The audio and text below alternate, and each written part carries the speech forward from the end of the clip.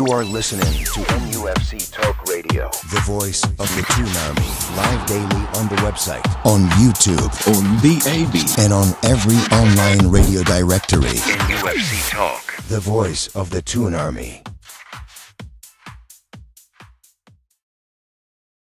Welcome. I don't know. It sounded a bit Dalek-y to me. I don't know about you boys. It was a bit weird, that one, on the music side. So I'm sure that will be sorted as and when. I'm going to make sure we clicked over because obviously we can't hear everybody when we aren't clicked fully. I'm going to do my opener before we get into the show, right? Because like I say tonight, I just want to get into the show because we've got a lot to get through. Good evening and welcome to the Toon.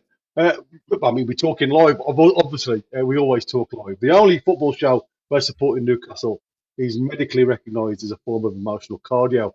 This weekend, the lads went down to Stamford Bridge, beat Chelsea 1-0, annoyed half of London, and somehow did it while the referee was auditioning for a career in interpretive dance. Anthony Gordon scores the winner. The officials missed what looked like to be a WWE addition in the penalty box, and the Chelsea manager spent the press conference blaming a football being respected too much. Yes, apparently his players were worshipping the ball.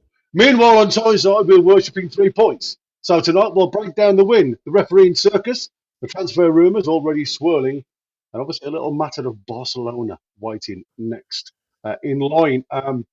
Because obviously, with Newcastle's week is chaotic, the next 90 minutes might be even worse. So I am obviously the Geordie Yam Yam. So welcome along, one and all. I have the Mighty Wyn, I have the Boaky, and I hope I've got Christina back now. Who's there? You go. She's back in the building. So welcome one and all. And like I say, before we get into the nitty gritty, obviously the 3 things I'd like you guys to do out there in Viewerland. If you can, smash the likes. Hit the bell if you want to be notified that we're going live. Always live, never edited. And obviously subscribe if you haven't already. Where have you been? And if you want to become a member, then obviously that will do us the world of good. And obviously anybody that's a member already that wants to gift them, that's fantastic. We are live across DAB, across the Northeast. So again, you guys, when you get the opportunity, get out your car. Obviously jump on board with the YouTube lot and smash the likes because it certainly helps us. Some fun. Absolutely. Ladies and gentlemen, what an enjoyable weekend it's been, being a Newcastle fan. I must admit, rubbing salt into an open wound has been one of the pleasures, not so often this season, as a Newcastle fan, but it was one of the pleasures having a couple of Chelsea fans as mates. We spoke earlier, spoke the other day, me and Mick, because he was with me during the show. How did you guys look at the game the weekend, Boaky? I mean, I hadn't got your views. I didn't get a chance to see your viewing the week on Sunday. I will go and look at that later on. So what was your thoughts on the game, mate? Loved it. Fantastic result. Great to win away from home again. Great results. Great. I went down with my brothers to watch it. Great afternoon. It's nice just having a few beers, watching the game, and not sitting there worried, particularly thinking, these are going to get back into this. There was no sort of panic in the game. There was no sort of, we're not going to win this. It felt like, the first time in a long time, that we were quite comfortable in taking a lead, and we didn't have those panicky minutes. We didn't have those, God, they're going to get back into this. They're going to equalise. It was just a good game. I mean, the only slight criticism is we didn't score a second goal, but that's just by all of football. We scored the goal that meant the most, and we won the game. Fantastic. And going down to London, we've had issues down there in the past, as Wyn said the other week, but there was none of that this time. It was a comfortable win. Yeah, Tim, what was your thoughts, mate? In the chat that you were involved in the Chelsea huddle. Is that true? I was in the middle. We're going to come on to that huddle because I think we do need to discuss that a little bit. Oh, it's good. Oh, trust me, there's a lot to be discussed. It needs to be discussed. What do you think, Tina? About the game, yeah. I mean, I was delighted with the away win, delighted with the fact that we've won at Chelsea.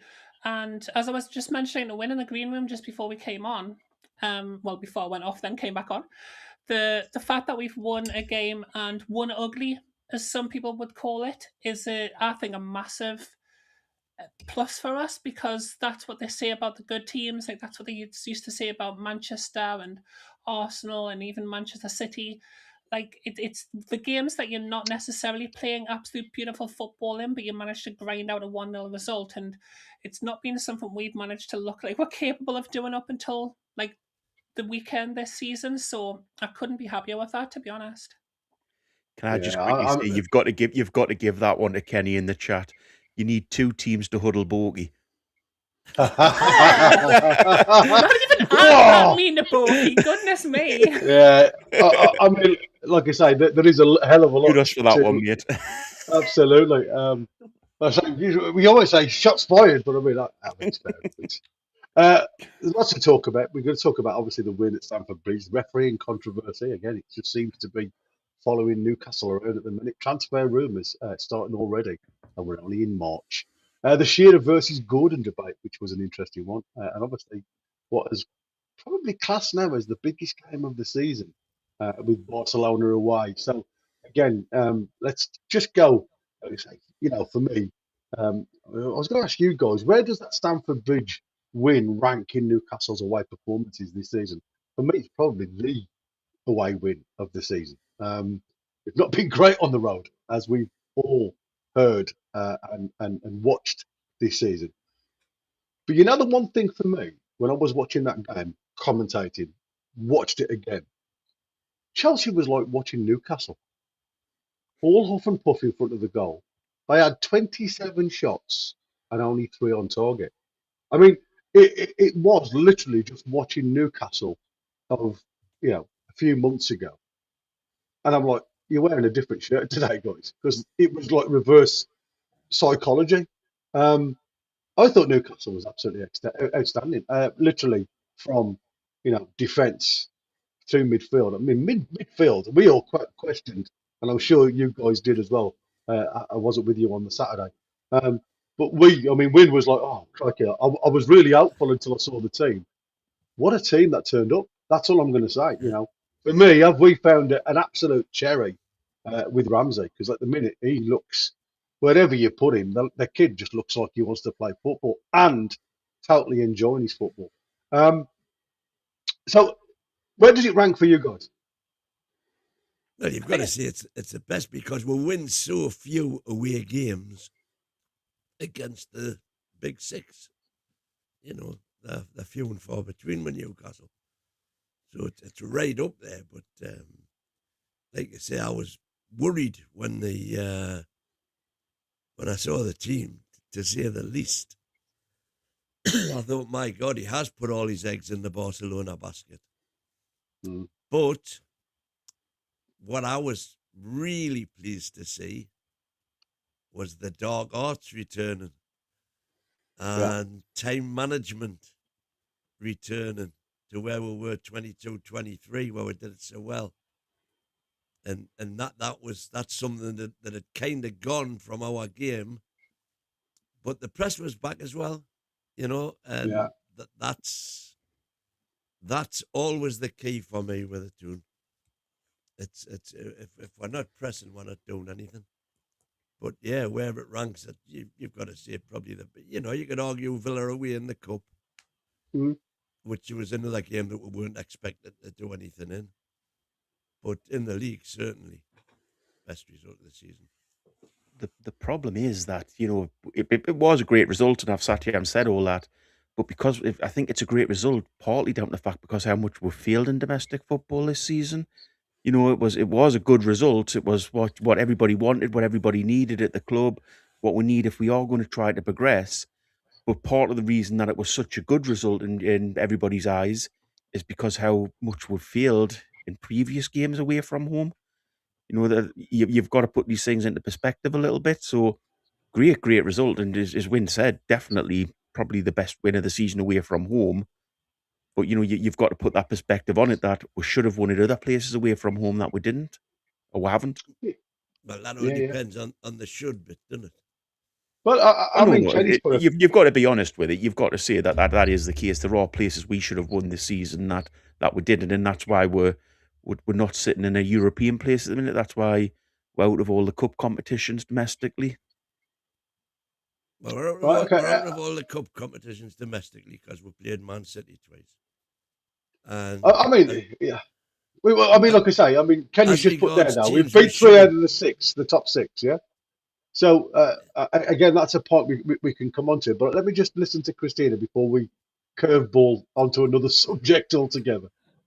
I mean, I think Wyn kind of summed it up best. It's got to be in one of the top 2 victories of the season. I also like to see the dark arts and the press comeback. I think that was the most that we've played like what we were saying we had lost as our identity this season, and I think it shows that when we do play the way that we like to play, when we and I don't know if we like to do the dark arts. I think we've kind of moved on from that, but it definitely, I mean, it kind of gave me a little bit of a giggle when we did it a few years ago, and then it led to a lot of success. The perspective of whether it was good because of how bad other away games have been this season. If you look at most teams in the Premier League, away victories are a bit of a rarity. And we went through that on a show once where we compared it to other top teams in the league. So I have a saying on this channel a lot, which is you can't cover the sun with one finger. Well, that depends on your perspective, you see, because I've stood on a beach and I've covered it with a finger, and I can cover it quite easily. So what you can cover with one finger is always down to a matter of perspective. And I think that's what I would like to just kind of throw back in Boaky's face a little bit there. It's all according if you're a I've blind got cobbler no as idea well. I've got no idea what you were talking about, but so that's fine. Yeah. What I would Yeah. say is that don't take away from the victory, but in regards to it, it's a good victory because we've had poor results in other games this season.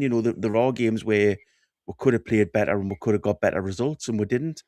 It So was still a yeah, good victory, though, regardless of that. Even if I we said had that. won every game this season, a 1-0 win away to Chelsea, who are one of the top 6 in the league, always they're one of the big 6. That's a good result, regardless of whether you've had a good or bad season. Would be my perspective on that. But you've Yeah, got but to Just I, on argue with Boaky perspective before of we the can season. get anywhere. You've got to put everything in perspective of the season. That's how you judge football.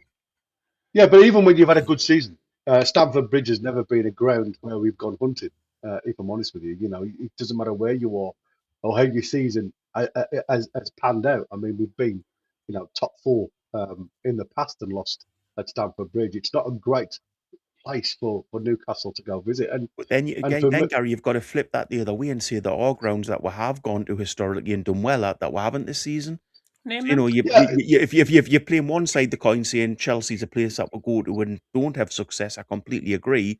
But there are other grounds that we'll go to and we do have success and we haven't this season. and So we haven't. Yeah, well, that's where I want to come to. We've won 3 out of the 6 big sides, right? And I'm not going to say top 6 because they're just big sides. So for me, it has been very simple this season. It's been a gamble. You can call it a transition, you can call it whatever you like. It's been a gamble regarding Eddie's setup to try and get results away from home, at home, because like I say, as much as we've been successful at home, we have still lost to games that you expect to win. But for me, the one thing that came to mind, again, you talk about, you hit there, Boaky, not being in any other competition now apart from 2. So is this now in a situation where the tactical discipline you saw against Chelsea, it allowed Eddie Howe to have a little bit more time on the training ground, concentrating on lesser teams now? Are we now going to see the Newcastle that we know is out there? You just mentioned it, the Newcastle pressing. It was just total Chelsea frustration for me. Very similar to, like I said, it was like watching Newcastle, watching Chelsea play. Very frustrating. The crowd were on the backs. It was like, there were lots of, boos at times. Get into them was some of the shouts, and it was like they could play in front of us, but Newcastle never ever looked in danger. That was it. It was They were very Newcastle-y insofar that, they were carrying the ball up to the 30-yard line, final third, and then it was pendulum with the odd shot. There was nothing really incisive. They probably had 2 good chances. Well, I think the lad was probably the closest one, wasn't it? Where he hit one from about 7 yards over the bar. That was a clear. But even that, it was just the ball didn't get to him by design. It landed it's instinct, isn't it? And he lashed out at it, So not going to totally blame him for that. Just on this, why this? I mean, we went back to the dark arts, and that completely makes sense in that game. Why haven't we done that this season a lot? That was part of our identity. Part of our identity was pressure and dark arts. Why did that come out with game? No, we never had issues when we were doing it. So why has Eddie why the coaches took that out of the team? Well, again, there was a lot of finger pointing last season, wasn't there, about Newcastle's time getting play going again and everything else, and the usual Arteta sob story about the shape of the ball and all that, which was always flying around. I don't know, if I'm honest with you, because for me, the one thing that Newcastle were excellent at doing was that little bit of dark arts, and you've mentioned it. We've seen Eddie Howe this season shout to Boaky through Louis Saul, tell him to go down because I need to speak to the boys. You never used to see that, where Eddie Howe has to inform the players to tactically do the dark arts, where before it was a natural thing. Something wasn't happening, somebody had hit the floor with some problem, and they would have a discussion. I don't, I can't answer that because I have no reason or if you like, excuse for not seeing it so much. Apart from, like I say, as the criticism, as Eddie Howe tried to say to the team, listen, let's just play football. But even that doesn't seem to be working. So maybe you should go back to the dark arts. Famous rant, wasn't there, from the dressing room on the Amazon documentary? Yeah. They want that. Let's give it to them. Oh, absolutely. So why has he stopped that then? Why was that identity that we had of doing that? And it did annoy other managers. It was great. I mean, it used to annoy Klopp, and the Liverpool manager, the one before. I can't remember his exact name. Klopp. Yeah, Klopp. Yeah, it used to annoy him. It annoyed, did you see, Arteta? It annoyed all managers in the league. Everything annoys Arteta. But no, people used to think, we don't want to play at Newcastle United because they're just, the waste time, the spoil the game. Why did that come out with game? Because we haven't really got improved massively player-wise to not have that in the game. Maybe it was because of exactly that. Maybe it was because, first of all, the Premier League did bring out rules this season in regards to these so-called dark arts. It didn't seem like any other team took it out of their game except for us. In fact, other teams seemed to add it to their game now that there was rules against it and against so much time wasting. And I know that some of those rules aren't fully being implemented until next season, where they're clamping down on a couple of other things like throw-ins and goalkeeper timings and things like that. But maybe it was just a case of, okay, everyone's complaining about us.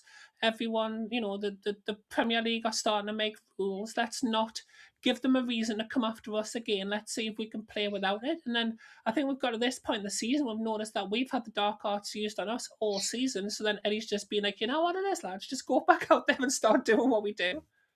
Mm. And wasn't it interesting? Two players we had booked on Saturday for time wasting. There you go. Wyn, famous chat up line, have seen my pendulum. There you go. Thanks for that. Jumping straight back in. And I saw Geordie down in there, a canny group back in the day, Pendulum. Yeah, I still listen to them today. Very interesting. Never heard of them. Pendulum. Oh, yes. What I wanted to ask you, obviously we saw lots of old Newcastle come back into the game. And I think that was, for me, it was a perfect build up to the big game, or the big games, I should say, because obviously, as a fan with the local derby, that is going to be a big game, regardless of how the quality of the difference in two teams. It's still a big game. So did Newcastle win this through tactics and pure grit? Um, so I'm gonna break this into three. So you three can answer each question if you want, or you can answer all three. Did Newcastle win this through tactical pure grit? Was this Eddie Howe's most mature away performance? What impressed you most, the defending or the patience? Wyn, which one do you want to take?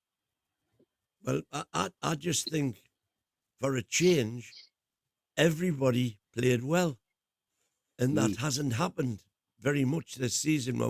When you've got a competition for who was our best player. 9 games this season out of 10. The man of the match for Newcastle is stood out like a sore thumb, and there's been pretty much a load of also runs. But we've had the odd game here and there where you could pick 3 or 4 players, and that was the case on Saturday. They were all, I would say, they were all 7 and above, and when you get that in any team, you by and large you're going to get good results.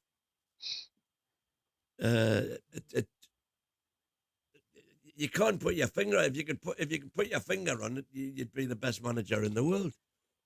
Yeah, Brentford have just gone 1-0 up, by the way. Could do with that being a draw. Come on, Wolfsies. Yeah, indeed. I think I can put my finger on it quite easily. We had you cover the sun with it. Anyway, yeah, we had a solid base. We had no player over 30 and we're back 4. Well, we had our best defence out there. You've just said every player was above 7. I would say every player in the defence was probably above 8. They were all absolutely brilliant. There was no faults, there was no mistakes, and because they weren't having to cover for each other, because they all knew that each other's game was good enough to do their own game. I think that's been a big problem this season in the back 4 is they've been looking at each other and thinking, you know what, if that right back is 30 odd years old, I've got to be willing to cover him if he's struggling. Or that central defender's 30 odd year old, I need to be ready to cover for him.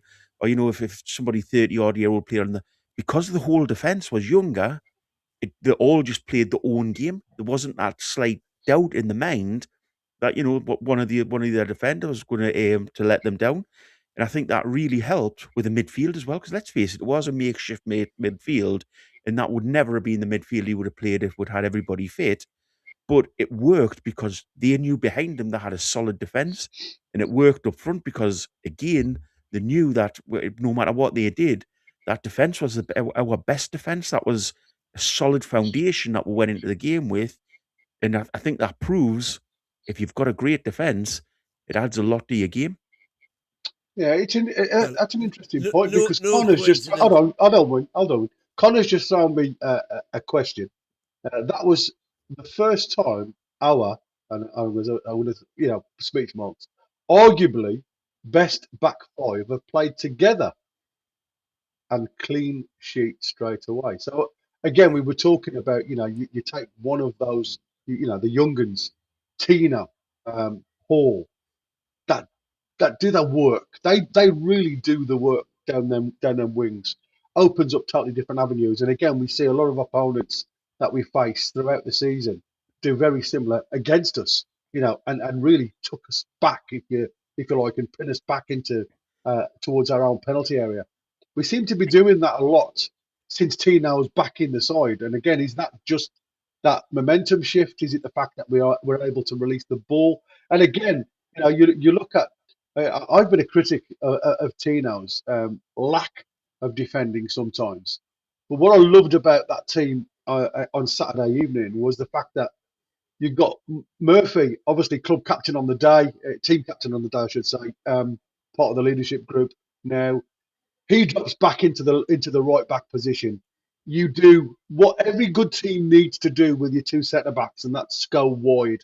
And what that did was make Chelsea, who were playing very narrow, actually follow suit. And it was literally like parting the waves, if you like. Just one. Tina just come and sits in the hole. Go on, mate. Yep. Just one quick point before these two dive in. On that, I think it's the first game, or one of the first games away from home, where we've actually looked like, you know, the attacking players were looking at the defenders and thinking, how can they help me attack? Rather than the attacking players thinking, Jesus Christ, how much do I have to give these lads a bit of help in defence? You know, so Yeah, it that's just right. gave a completely different mindset to the game. I just think it was a very interesting setup. We need trips and burn and vault and Wisserback, says Wazza. Thanks again, Quite, Wazza. Thank you for the Super. super chat, he's Wazza. quite right there. Was all four of them need to be on the bench, Yeah, back on the exactly. bench. Back on the bench. I think for me, 5 passes from Ramsdale through to Gordon's goal, and again it was just the way he picked up the space, because the way Chelsea tried to, and again it must have been Rossini's little bit of a tactic where he's saying stop the width and you stop Newcastle because they're nothing through the middle. And to be honest with you, we didn't really. I mean, that We gap haven't through really the middle seen. was- Oh, it was ridiculous. But you still needed somebody to exploit it. And I thought Tino did absolutely fantastic, dropping into the 6, having the attitude to turn, run towards the halfway line, and then having the vision to pick out Willock, who again, did well. listen, we know the likes of Willock et al. Are going to have in different games, but they all showed up on Saturday evening, and I think that is the great thing. He was able. Who would have thought you'd go to Stamford Bridge and you haven't got Bruno, you haven't got Tonali, and you haven't got J7 in your starting lineup? I mean, it's unheard of. If I'm Well, honest with you, that was the well first done. time since Tonali came. Yeah. That they've Crazy. started without Christina, anything. what's your But thoughts, mate? I don't think you can underestimate what a difference it makes having Hall and Tino both on the pitch. No, absolutely not. Jesus, I've been Christina, saying that since the start of Christina, the you've let season. yourself go there, mate. Yeah, I'm gonna say your voice has dropped. Hey. No, it was a fair point from Wyn, actually, and it was actually, weirdly enough, he's actually stolen exactly what I was going to say, which was just to bring up the fact that it is one of the few games this season where we've had both of our first choice fullbacks, and that definitely makes a difference. But Boaky's right. I mean, the defence all played superbly in that game. I wouldn't say it always comes down to age, just because I think Fabian Schär's still a good defender, but it was definitely a different and more confident back line. I think Ramsdale's first clean sheet, if I'm not mistaken. Yep. So obviously the defence play with that confidence as well. And one thing about that game, because I haven't really been that bothered about these transfer rumours about Tino Livramento, because I've always been like, oh, well, as long as we keep Hall, I'll be happy, we'll just replace. And then I watched that game at the weekend, I was like, oh no, do you know what? I really, really want us to keep Tino Livramento, because I've seen now what he actually brings to the team. And that actual, like, that seems to have been, and not that alone. I mean, all of the defenders played well. Ramsdale, I think, has formed Ramsdale has formed a good relationship with them. But I think that's what's giving the team in that game, as Boaky mentioned, like, because they can now concentrate on their own game and they've had a little bit more confidence in their back line, you can then look at, like, okay, where can we bring our game back into this? We're not having to cover for people. And I was surprised that we still showed that level of confidence with the makeshift midfield, because, as you say, I mean, no Tonali, no Bruno, Walter Mata playing as a midfielder, which I think we've all, how can I put this politely, turned our noses up at, shall we say. But I definitely think it was, to go back to what Gary's actual questions were, just in case anybody forgot. Yeah. I do think it was tactically sound, as well as the fact that we had those players. And I don't know if it was just because Eddie, with that back line, has felt more confident to put our normal tactics, if you want, on the table and say, okay, forget about plan B, forget about plan C. This is plan A.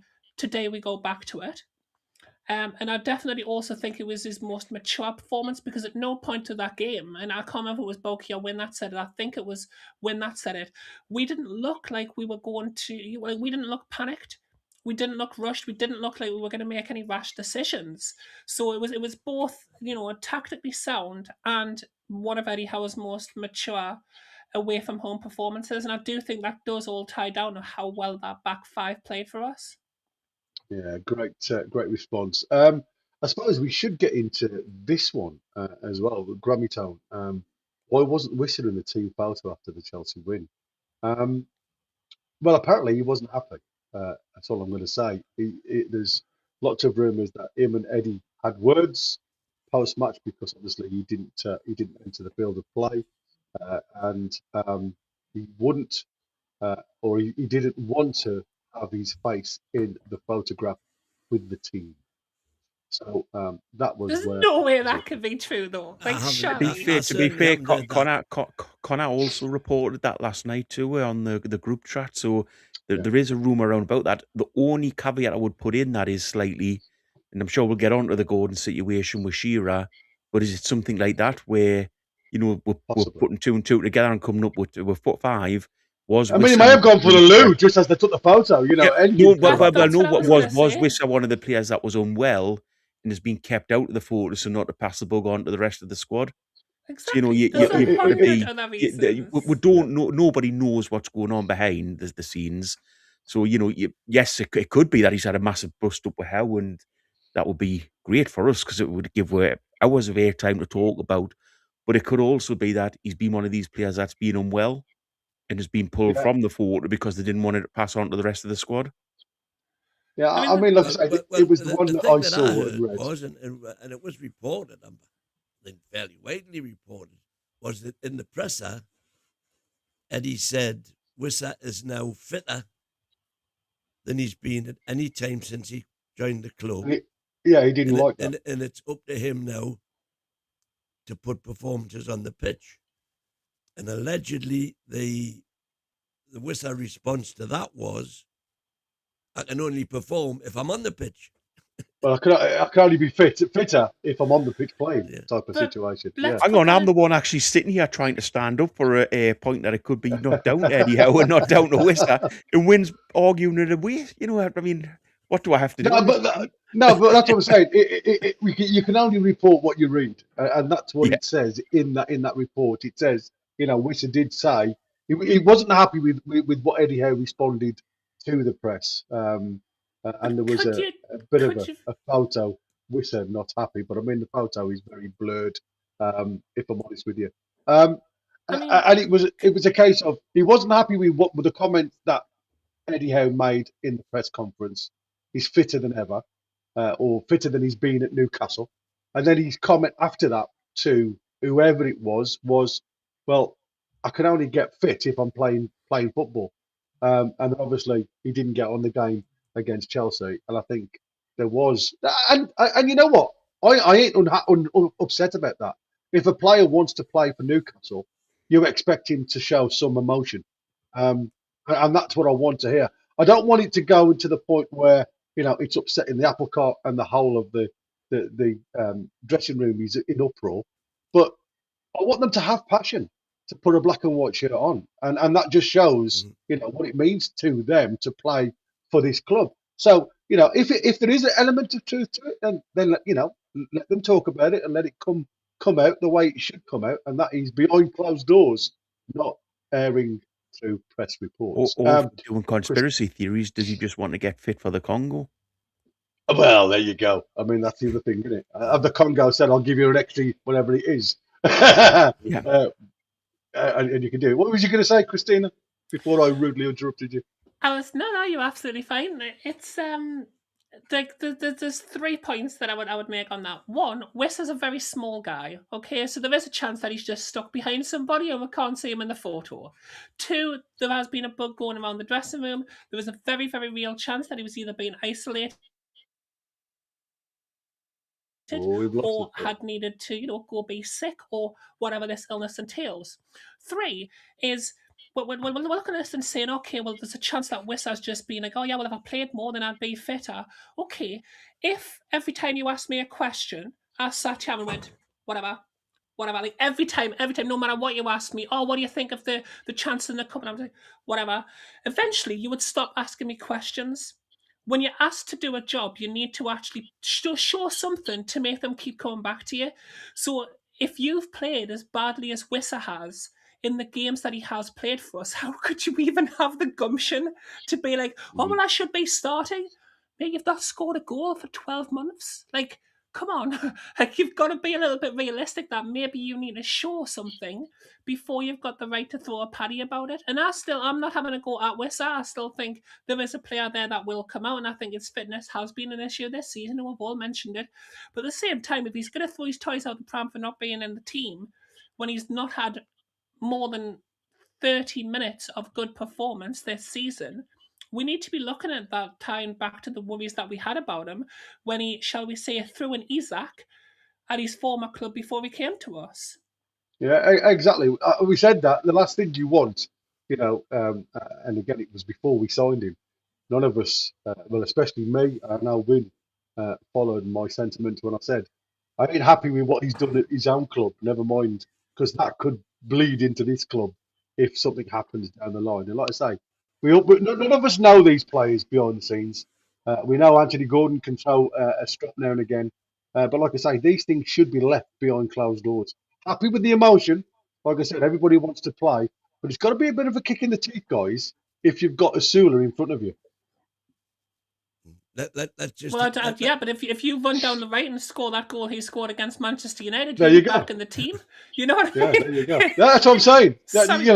You've got to give it the credit where credit's due, haven't you? Just on Sorry the, for interrupting you, Wyn. on the Lewis Tino effect. That's the difference that they make to the team this season.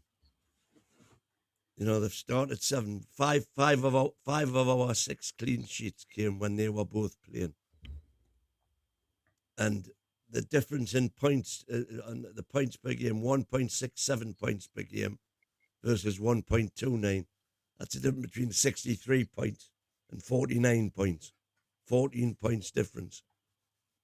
So they make a massive difference. And unfortunately, we've only had them for 9 games. Just for people on radio, we're going to get a bit of music for when Wyn starts putting his facts up to prove things on online. He's put his numpty stats up again to try to prove something that's completely unprovable. We're talking about 2 lads. It's a fact. Well, it's not a fact. It's a load of nonsense. It It's factual in regards to what he's trying to prove himself. So he's trying to talk himself into this being the case. But let's face it, one of those 2 players being out shouldn't affect our team. You can't go into a season with the best squad ever, as some people said, and then one or 2 players being out, that's why we're feeling. Right. So are Barcelona the same team without your mom? Even with our. To be fair, I don't support Barcelona. No, I know, but you make about United. Yeah, but certain players do impact the performances of teams. That's what I'm saying. And that's always been the case across football. But a good manager has good players that he can bring in to support players when things aren't going right. You do have injuries. Injuries happen at every club. Right. Don't use injuries as excuses. Even with our best squad in my lifetime, I would argue, we've still only got half a dozen players who any of the top teams would want. And they are 2 of them. And we've been. So hang on, if this is the best squad ever, then when Keegan was there, how many of the top teams would have wanted our players then? How many of the players out of his team? You're talking about the team. Yeah, I'm saying about the team. Well, you did just there. So I'm just talking exactly the same. Boaky, how many players out of Keegan's team would the top teams have wanted then? Well, there was only 2 teams. There was only 2 teams vying for the league then, Boaky. That's what I'm saying. But every one of them. Everybody. Yeah, but not a chance. Hold on. Wait.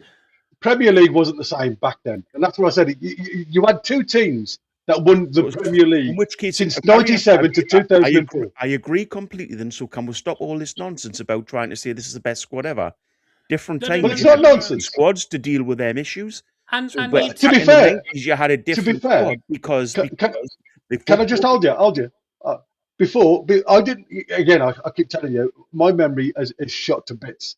Until DX put his team up, and I looked at it, and my jaw dropped. I'll be honest with you, and I said to DX, you know what? That is probably the best squad we ever had. Not this one, that one, because they were a team. It was, you lose one, you bring one in of the same quality. I believe that this team has got better But regarding quality, player for player, what do you lose? I mean, we were all, scratching our heads when you said you lost the three main midfielders, according to reports, the best in the Premier League, potentially. And not starting one of them and then going to Stamford Bridge and winning, then you start questioning, should we not play Ramsey now in the Tonali role, in the 6? Because I'll tell you something now, he achieved that level and above for me, and maybe free up Tonali a bit more to go forward. I just think it gives Eddie Howe now a fantastic headache. It does. Tina. Can I just pull things back to this? A statement from Boaky that our best squad, in block capitals for those of you listening on radio, that our best squad was under the Keegan years. Now, you asked a question there, how many of our players from those days would walk into other teams in the Premier League? I don't think as many as you think. We look back at that team and we think, oh, what a fantastic team with John Beresford on the left. How many other teams have tried to sign John Beresford? Liverpool. No, but he was fantastic for Keegan. Liverpool. You'll have to point that was factual. Yeah, that is factual. Liverpool wanted John Beresford. The only reason that he came to Newcastle was because he failed a medical with them. So he failed a medical, okay. So they didn't force him through. Well, so they did want him, but he failed a medical. So we wanted him forced it through. But then you've got, we had players like Scott Sellers, Paul Kitson, Keith Gillespie, who was a reserve at Manchester United. We had Philip Albert and Darren Peacock. Ginola, Rob Lee. Yeah. I'll get to them. Shearer. Yeah. Speed. Okay. Righto. I see what you're saying. I'm with you. I'm feeling your vibe there, Boaky. But here's one for you. If Anthony Gordon gets injured, who comes in and replaces him? You've got Harvey Barnes. You've got potentially Will Asula. You've got potentially, we've even got that young Park. We've got Sanusi, there's a lot of players in there who can replace. When Ginola got injured, who replaced him? What about when Gillespie got Rule Fox? So you had Rule Fox who covered Keith Gillespie. And Asprilla wasn't a left winger, he was a striker. So you've got play anywhere across the Asprilla never played on the left for Newcastle United. Hang on. How did we score the first 2 goals in Asprilla's first game? Where did he come on? So he was on the left. He was on the left wing and put the best. He wasn't on the left wing. He put the 2 crosses in from the left, but I was there. He was a centre forward. I've watched the games quite recently. He was a centre forward who came on and he did pull out to the left. But as you've seen, if you've watched football in those days, that is what strikers used to do. They used to run the channels. I made this point about Will Asula. So here's one for you. When before we signed Warren Barton, we had Barry Venison at right back, who came on and replaced him when he was injured. So you're going to say Stevie Watson, right? He was also the cover for one of the centre-backs, because you only had Howie there outside of Philip Albert and Darren Peacock. My point here is, because I'm kind of droning on a bit and I get that, we had a good team back then. A team that, to be fair, probably wasn't as world-class as we'd like to remember. Darren Peacock wasn't going to be winning any World Cups. My point is that the first team then, had more players in it than we've currently got. I really don't know where this point is actually going in regards to where we are this season. Allow me to finish my point. That team was better. They had more than 6 players that other teams would have wanted, and you've made the point. They had more than 6 players that they did. That every team we haven't. Shearer. Well, exactly. So how? Jesus Christ! We've come round to the point of how is this the best squad ever? When back then we had a better team and we had better reserves. Better team, not necessarily better reserves. Not necessarily. No, we did have better reserves. You look at the midfield. Who did we have to come on in midfield? Lee Clark. As you've mentioned, Barry Venison. Lee Clark was a class player. Lee Clark was a brilliant Premier League footballer. No, but as a reserve player, I'd have miles rather had Lee Clark than Ramsey or Lee Clark wasn't I'm not sure about Lee that. Clark was in the first team. Well, not when Batty and Lee were playing. Yeah. Or Batty and Beardsley. Or Lee and Beardsley. Well, come on. Midfield. It was speed. Well, Beardsley did play midfield. Beardsley played midfield quite a bit. You look at the Man United game where we won 5-0. Beardsley played midfield. Yeah, Beardsley did play midfield for us, yeah. Yeah. I mean, like I said, it was a great side. It really was a great side, and that's why I said I'd lost that part of my memory bank, if you like. And when he was putting it down, I'm like, oh God, yeah. And that's what we said. Me Yeah. and Wyn said, All maybe we I'm should saying is bring that into. when you lose 2-5, it's different to losing 2-7 or 2-9. Sorry, what do you mean there? So when we didn't have two out of 5 players who would walk into any other side, the entertainers had probably 7 or 8 players who would have walked into any side. Right. So that proves that So that you was could the best you could have squad in injuries team ever. then and So losing that proves two. that losing proves 2 that was out the of best team or 8. squad ever. Well, regardless of whether it was or whether it wasn't, that's that's subjective. But regardless of the fact, when you're losing 2 out of 9, it's less of an impact than losing 2 out of 5. So basically, you're saying that the squad Eddie's built isn't good enough. You're saying Keegan built a good squad, Eddie hasn't. Keegan had a good side because he spent more money than anybody else in the league, which we can't do now. It was all about the money that he was able to spend at the end of the day. But hang on, Keegan didn't spend that much on some players. Rob Lee wasn't a fortune. No, but for the time, it was. Peter Beardsley wasn't a fortune. No, but even back in the time, Peter Beardsley wasn't a fortune. Ginola was only 4 million. It sounds a lot, but 4 million was 4 million then, man. But 4 million is still 4 million now, mate, to be honest. But in regards to that, you certainly wouldn't get that level of player for 4 million. Boaky, But what you've got to see is that yes, he spent big, but he didn't go out and spend absolutely ridiculous amounts of money until I've just said until Shearer came in. Before that, that's what I'm saying. Going out, breaking the world record time and time again. No, but you were competing with the top sides regarding the amount of money you were able to spend. So you weren't. That's what I say. But multiple millions when spending more than $1 million on a player was very, very rare. Under Keegan, who was our biggest sale?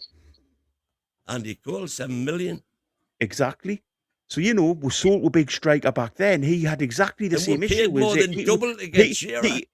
No, we didn't get Shearer to replace Cole. We got Ferdinand to replace Cole. Yeah, it was Ferdinand first. Yep. So don't change facts. So in regards to that, Keegan lost his biggest striker, and he went out and bought a proper striker.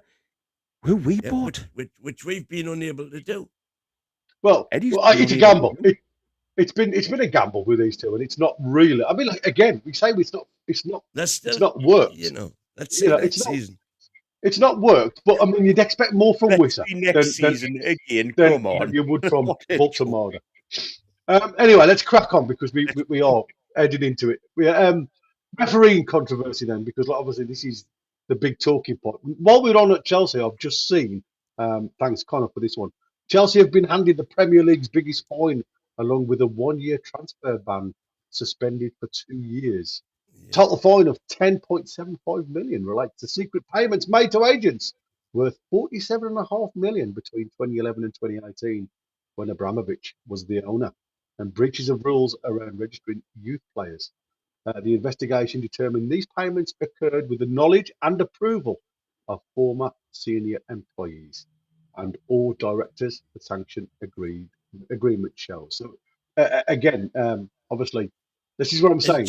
In Chelsea's defence, when the new owners took over and discovered this, it was them that brought it to light. So that's why they're getting a bit of grace, I think, from that's why grace. Absolutely suspended. Yeah, exactly. I mean, listen. They came in, looked at the books and said, "Whoa, what the hell's been going on here?" And they came clean. Yeah. Talk about dark arts. Naughty. Exactly. Yeah, that's what I'm saying. Unless you find these loopholes, you're always going to be a club on the catch up, are you? Big talking point now, I suppose, for the game was Paul Tierney. And to be fair, I didn't think he had a bad game through the game, but there were certain points that I just don't get it again against Newcastle. The Palmer penalty appeal. You could see quite clearly that Palmer had stood on the foot of Voltemada.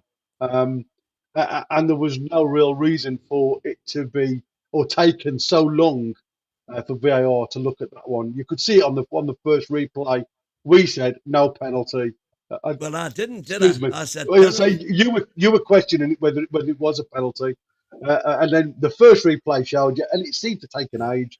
Then you get the chair wrestling incident, Not and definitely a penalty. and to me, when you're not looking at the ball, I think Reece James was very, very lucky Well, not that's to what be I'm carded. annoyed about. That specifically, you can forgive Paul Tierney for not seeing that incident because he's got obviously to be looking watching at the flight of the ball and Yeah, what's yeah. going on in the ruckus. But the fact that VAR looked at it, that's what VAR's for spotting stuff that the referee doesn't see. And he should immediately have been told to go and look at that. No, VAR's there to pick up on clear and obvious errors. I don't think you can say any of those decisions were clear and obvious errors. What? The VAR was set up to look at clear and obvious errors by the referee. No, it wasn't. There was all. Yes, it was. No, it wasn't. All those. Yes, it was. Read the facts when it was, but I don't want to get into an argument.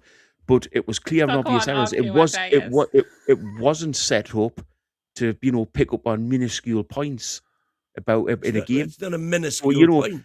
Well, it is. If the referee's made a decision on pitch and it's not a clear and obvious Because he error, didn't say it. It's not a clear and obvious error. But he played on, so it is. He's made the decision on the pitch, but he's made the decision on the pitch. Yeah, unless that's what VAR is there to spot incidents that the referee doesn't see. No, as well as VAR is there to pick up on clear and obvious errors. There was none of those decisions. As well, there's none of those decisions that you could look at and say they were clear and obvious errors. So we don't want VAR to take so long to make decisions. I quite agree with that. But if it's not a clear and obvious error, we don't want them also to just start making random decisions during games, which there have been recently. It's wrong. The point is, VAR's there to pick up on things that have been missed, but big things that have been missed, not every single decision. Otherwise, you're just going to have everything. So you don't think that was a big thing? I don't think it was a clear and obvious error. Well, because he didn't say it. But that's not the point. The point is, it has to be a clear and the referee maybe didn't say it, but he made the decision on the pitch. The linesman made the decision on the pitch, or the linesperson, or whatever the hell they're called now, assistant referee made the decision on the pitch. There was absolutely nothing there to overturn that decision, saying that it was a massive error by the referee. I mean, that's an interesting one. For me, you're right. I think the VAR was brought in for clear and obvious errors, but I think that was an error. And looking and listening to the talk today with Keith Hackett, he said exactly the same. There's no point in referees always have a problem at set pieces because you're looking across, so your peripheral vision, if you like, will only pick up certain things. So you don't always see the contact point, you don't even see the start point. But when a player has blatantly not looked at the flight of the ball, not looked at the direction the ball is coming to attack the ball, all he's interested in is attacking the defender. And that, to me, is a clear and obvious error that he didn't pick up, because all players at the start of this season, according to PGMOL, were told that was going to be harshly dealt with. Now, again, you talk about clear and obvious error. It was a clear and obvious error. If that's what all the clubs have been told that directive, then surely that's a clear and obvious error. Gary, if we start getting into that, how many penalties are you going to get in games? Exactly. That's what's going to stop it, though. That's what's going to stop it, though. That's what's going to stop it. And the biggest clear and obvious error in the game was the referee before the game allowing them players to surround him like, if I was going to swear, a guard of honour. That was the biggest error. Yeah, that is something. Like I say, we are going to. What he literally should have just done there is just book. Why am I in jail? Oh, Super chat. It is what it is. what that referee should have done at that point is book every single Chelsea player, and that would stop Well, that happening again. Yeah, well, that was the controversy, because it should be the captain that gets booked, not every player, because the captain started that situation off. It was him. But no, if you book every player in that situation, they all did it. They're all men. Yeah, but they've all surrounded the referee. Every one of them should have been given a yellow card, and they said, "This will never ever happen again." And no team would have dared ever do that again in football. Why did they do that? Though? It came out why they did that. Boaky, I agree with you, because I think the same should happen. You know, when you're defending corners and free kicks and that are coming in, all of the manhandling that goes on, it just takes somebody to get a red card and a penalty, a yellow card and a penalty. And don't think you actually listen to what I was talking about, Wyn. I was talking about the referee before the game where the Chelsea players surrounded him. Yeah. But I'm saying every one of them should be booked till they move away. Yeah, exactly. Yeah, I mean, you know, there was somebody picked up, I think it was during the commentary, wasn't it, when he was saying that the referee was protecting the ball, if you like. No, it was the players respecting the ball. No. When we were talking, it was somebody had said in the commentary that it was the referee protecting the spot, so they can't. The Chelsea boys can't kick it up. And I thought penalty spot, I agree with, but the centre circle, come on, that's a really harsh. You know what? I think if it had been someone like Oliver, I can't remember his first name, the Newcastle area referee, Michael Oliver, he would have booked either tell them to move away or just book them, because he's like a top-notch referee. A top-notch referee would not put up with that. There are no top-notch referees in the Premier League. I think that's the problem, isn't it? We are inundated with poor officials, and officiating has been absolutely dire. And again, you know, you listen to the only player you can book is the captain, because it's the captain that starts that huddle. Right, so the captain brings all the players in. So the only player you can book at that point is the captain for doing it, and that's what I'm saying. If all the players have came in, sure enough, you can book them all, because they've all came in, brought themselves into that situation. Book them all. I know where you're coming from, but in a situation where you're being told by your captain to come into the huddle, right? It's the captain that gets branded the yellow card. But then if players then, if players then, after you've shown the card to your captain and the captain doesn't move the players away, only then where you can start saying, well, okay, you've just spoke to me, though there's your yellow card. You've just spoke to me, so there's your yellow card. It'd be, you talk about how long that would take to do every single player.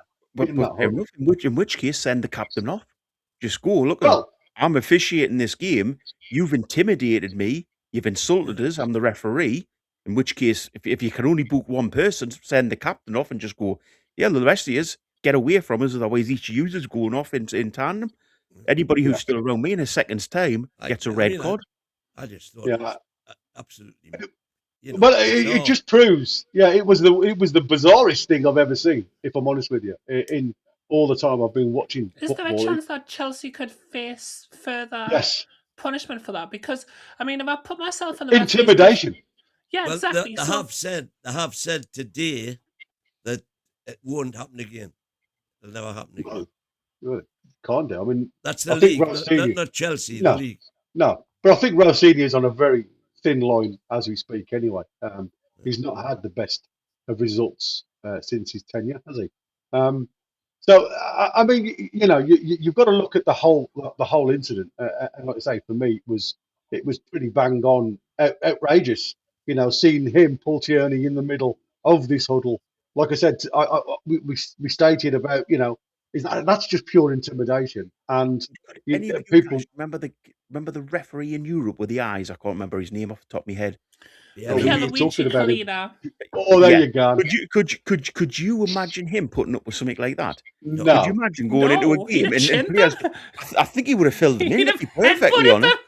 Knocked them all out. The referee did nothing about it. He just stood there like a gome and stood there. Sorry, that is a Mallow say gome on it. Anyways, he stood there like that, just You know, He didn't know what to do with himself. No, but he didn't. He's ready to do the toss. A good referee in my head at that point would have been, I've got to do something here to never have this happen again to us.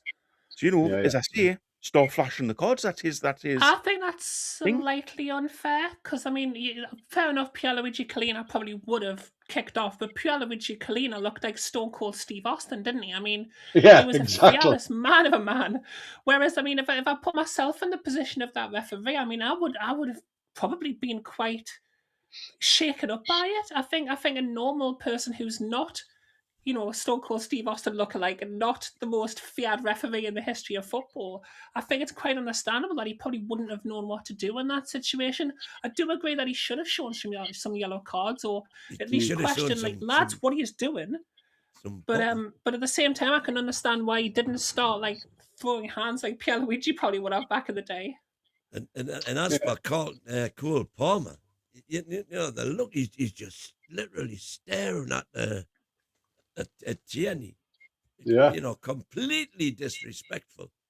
I mean, it's bizarre. I've never seen anything like that. I don't know if there's been a reason that Chelsea have given for like how they can try to defend that. But it was one of the worshipping the ball. That's what we've seen you come out with. Worshipping the ball. Yeah, they said it was something to do where they're respecting the object of the game, which is the football, and they worship it because that is how they should utilize it and use it as though they want it. They want it to beat. They want to learn from it and everything else. That is the single biggest load of garbage I have ever heard that hasn't came from Boaky's mouth. That was ludicrous. That how can you say, oh yeah, no, we had to surround the ref and stare at him because we were respecting the football that will be changed 16 times through this game because there's a bunch of other ones on little cones around the I'm gonna say, yeah, exactly. Like, what are you talking about? Did you pick up the right ball? I can't worship that one. It's only gonna be that one. No, yeah, this it's one's fabulous. not blessed. Yeah, I mean, Chris Davis is in the chat there saying, respect the ball comment was as bad as Arteta saying the ball wasn't round enough. Absolutely, mate. It's sure how poor refereeing is, though, now. We've all sat here and said there's probably no referee that would have known how to deal with that in the Premier League. Whereas a few years ago, I think they would have had, as you say, Clattenburg, I'm trying to think of somebody else, Winters, people like that. They would have stood up to it 100%. They would have went out there and says, there's absolutely no chance I'm putting up with this. And they would have done something. They would have booked or sent somebody off. He just stood there like, that this is a god of honour. Yeah, absolutely crazy. It really was. We are literally 27 minutes from the later part of the early crow. The lads coming on board. Yeah, I mean, like I said, for me, I just think it was just a bit of inconsistency that Newcastle yet again see. And like I say, it doesn't matter what official seems to come. And again, Paul Tierney, I looked into him a little bit. Didn't really seem to be really bad. Some of the yellow cards stay in his pocket a lot of the time. On retrospect to that, I think there should be a few more yellow cards shown during that game. Like I say, it just seems very strange that Newcastle seem to always be able to get a booking for very little these days compared to what you see the opposition do.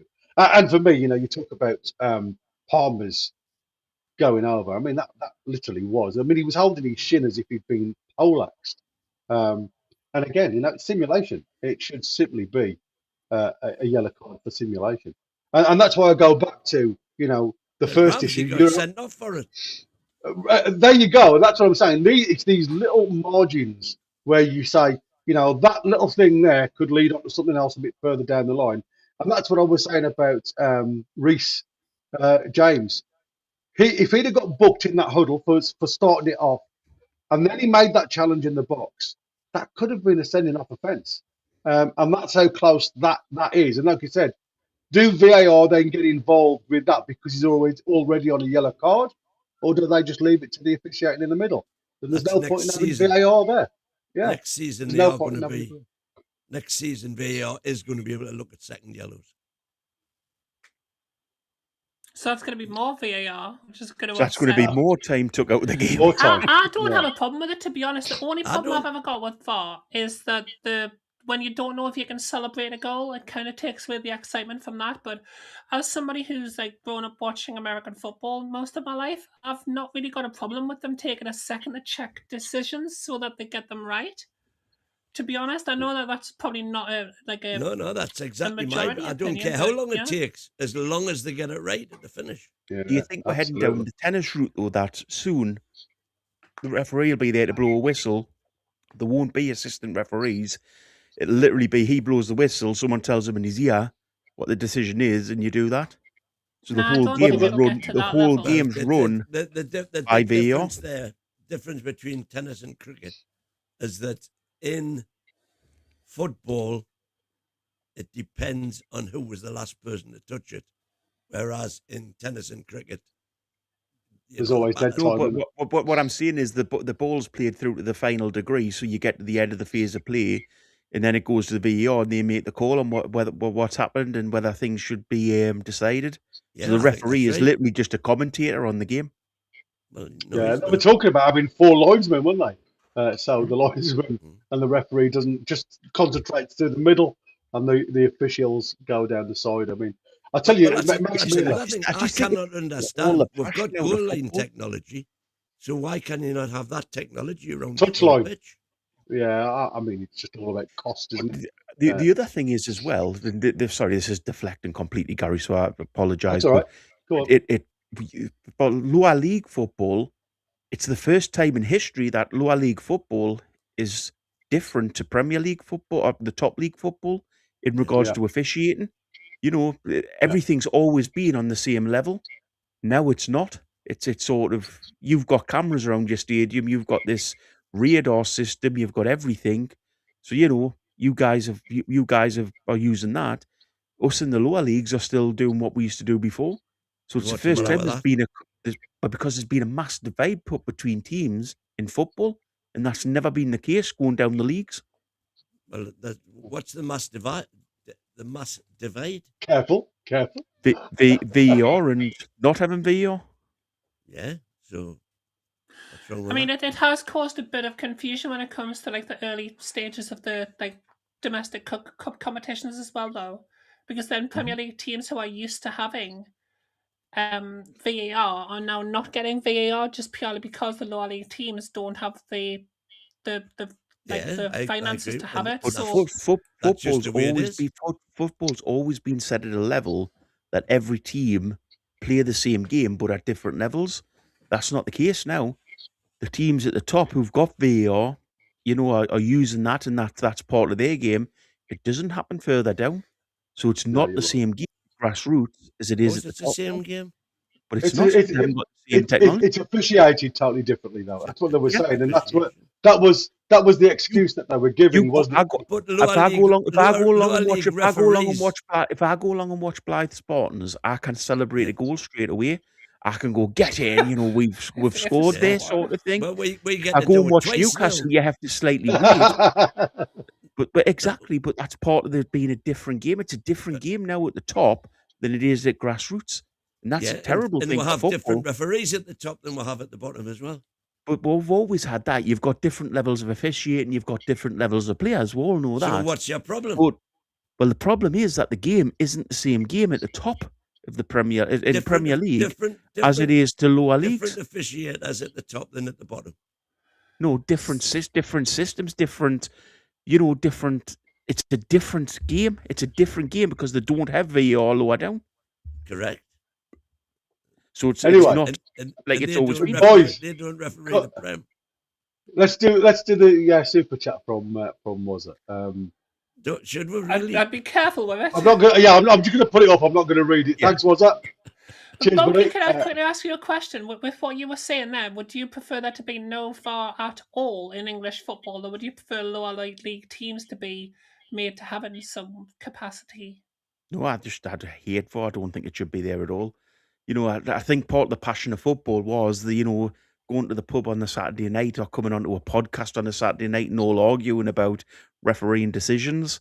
It was part of the passion of the game. Now we're sitting arguing about some bloody machine with radars coming out of it, trying to make decisions for us and being minuscule. I'd miles rather we just went back to how we were, and this probably may be an old man rant. Exactly. But, Yes. Well, but, I'm an old man, but you can't put the genie back in the bottle. But you can. all you see is look at football was miles more passionate before. Is that a Christina Aguilera reference? I don't believe it was better. You cannot see in the ground. You didn't enjoy it a lot more when you used to score and just be able to go for it, full out passion, full out. Now the first thing that you're looking at is twice. Well, not the first thing that. Well, you can't see it from your area, but the first thing you're looking at is the big screen, thinking there's going to be a VAR come up here, and it's going to take 5 minutes for them to make a decision on whether that's a goal. It's took the passion out of football for me. So you're telling me you still when a goal gets scored now, you don't jump up and cheer. But not as much as you used to. You as I say, part of your mind go, well, you jump up and cheer anything. You know, when your jelly and custard comes for your pudding, you jump up and cheer celebrating. But when part of us automatically looks up to the screen to think, God, is this? Again, I was going to swear there. God, is this going to go to VAR? Right, and if it does, you get to celebrate again. But if it doesn't, you don't get to celebrate again. And well, that's right. You found to be offside because your little head of a head here is offside. If you're offside, you're offside. Water has followed up his super chat, by the way, with one that can be read. Yeah, there you go. I'm not putting it up. Was the correct answer, Gary? Well done. We passed the test. I think it's fair to say that Boaky and Wyn are not going to reach an agreement on this far controversial debate. Yeah, it sounds as though my voice. I absolutely love VAR. I hate the people that are officiating it. One thing I would say is how hasn't that been released yet? I'm the only one talking sense on this channel tonight, and I'm still behind. Oh! Well, I think the bars must say something different. Yeah, exactly. VAR is different. The VAR as opposed to the VAR. Hang on. I'm saying VAR would say let Boaky out. Funny, that's not what I'm hearing. I'm hearing tell Boaky to be quiet about being in jail. Sorry, Boaky, VAR has spoken. So anyway, lads, moving on. Yeah, let's move on. Yeah, apologies for tonight. Apparently my voice isn't coming through very well tonight. It's coming through very well. Well, according to those outside that are watching it, apparently I'm very tinny because it's coming through my headphones rather than my mic because animals have chewed through a wire, so I'm having to order one. So there you go. That's the reasons why I sound a little bit tinny. You're ordering a new animal? I am indeed. I've put that one down. I'm joking. I'm ordering a new one. Listen, let's crack on because there has been. We are cracking. I mean, you guys just divert conversation so far down a different alleyway. I don't know. I know you two. Come on. Transfer talk. Let's talk about that. Transfer talk today. You were mentioning why you couldn't understand when nobody coming in for Louis Hall, and all of a sudden, Liverpool, Arsenal, and Manchester City. Well done, Wyn. Interesting. You've alerted them all to him, and now they're coming in for him. Yeah. I mean, this is a question for you. If someone offered you £70 million for Louis Hall, what do you do? Turn it down. If he's already one of the best young backs. £70 million for a left back. Hang on. You've got to seriously consider that. The sentimental, I can guess, get the 2 years. I would take 70 for Gino. You love Lewis Hall, and I get the sentimental factor behind it, but £70 million is a hell of a lot of money for a left. No, you've literally just said that the biggest difference in the team at Saturday was that we had Tino Livramento back. So that surely shows you, because I know that this channel gives a lot of hate to fullbacks for some reason. Fullback is one of the most important positions on the pitch, and some of the greatest footballers in the history of football have been fullbacks, whether you're looking at Dani Alves, Cafu, Roberto Carlos, Jon Annarisi. Like, good footballers do play at fullback, and it is important to have good fullbacks.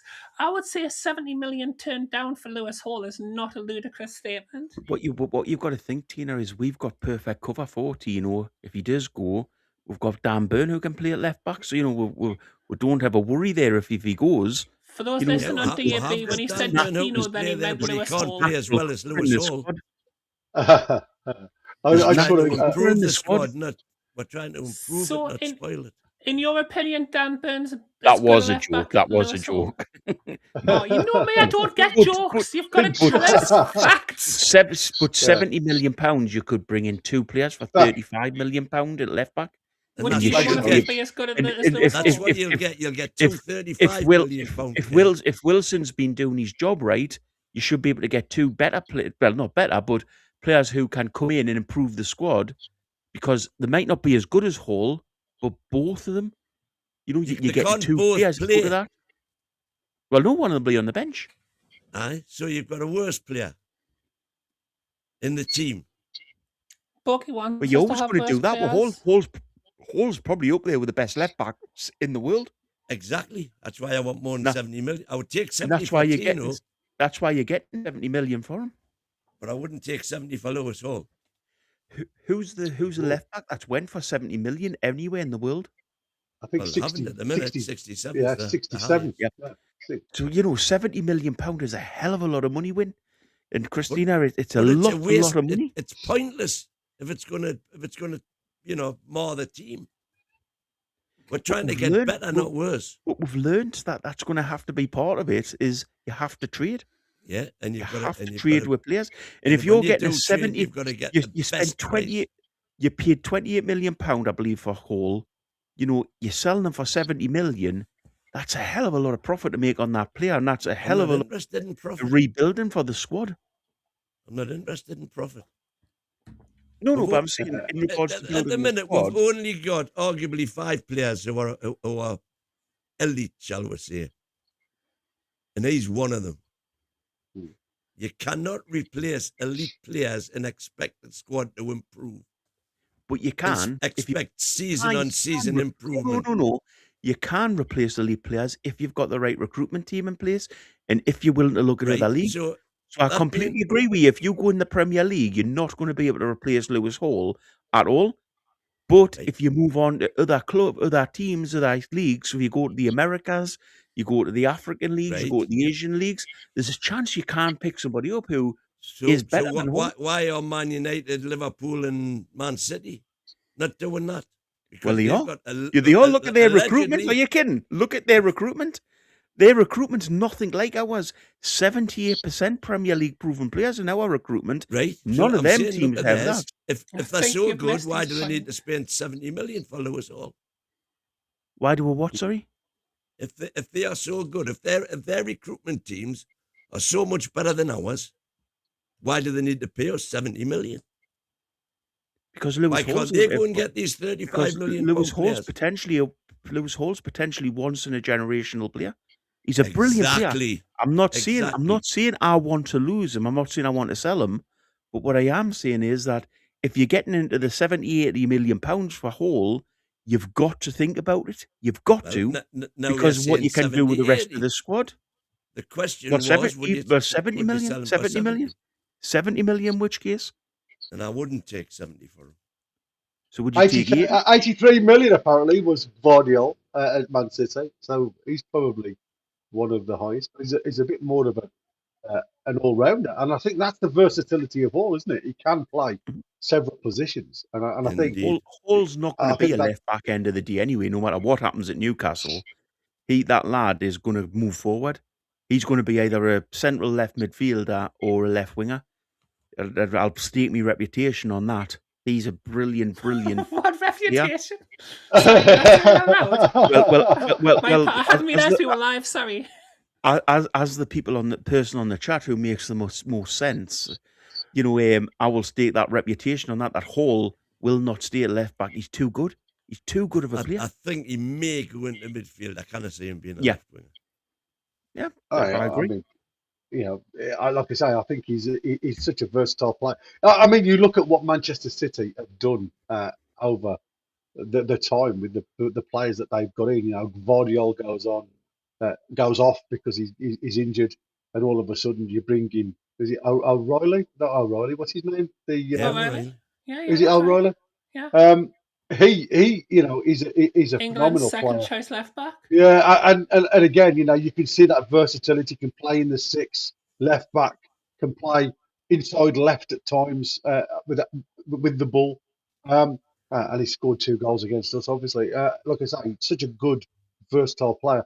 And I think, like I say, I think there is teams will come and try and cherry pick all of Newcastle's good players because I think, unfortunately, that's where we are. Sorry, go on, Christina. I was just going to say, to answer NUFC Talk TV in the chat, I'm not sure which one of our staff members that is, but they've said, based on what will he be a midfielder, what manager has shown interest in playing him there.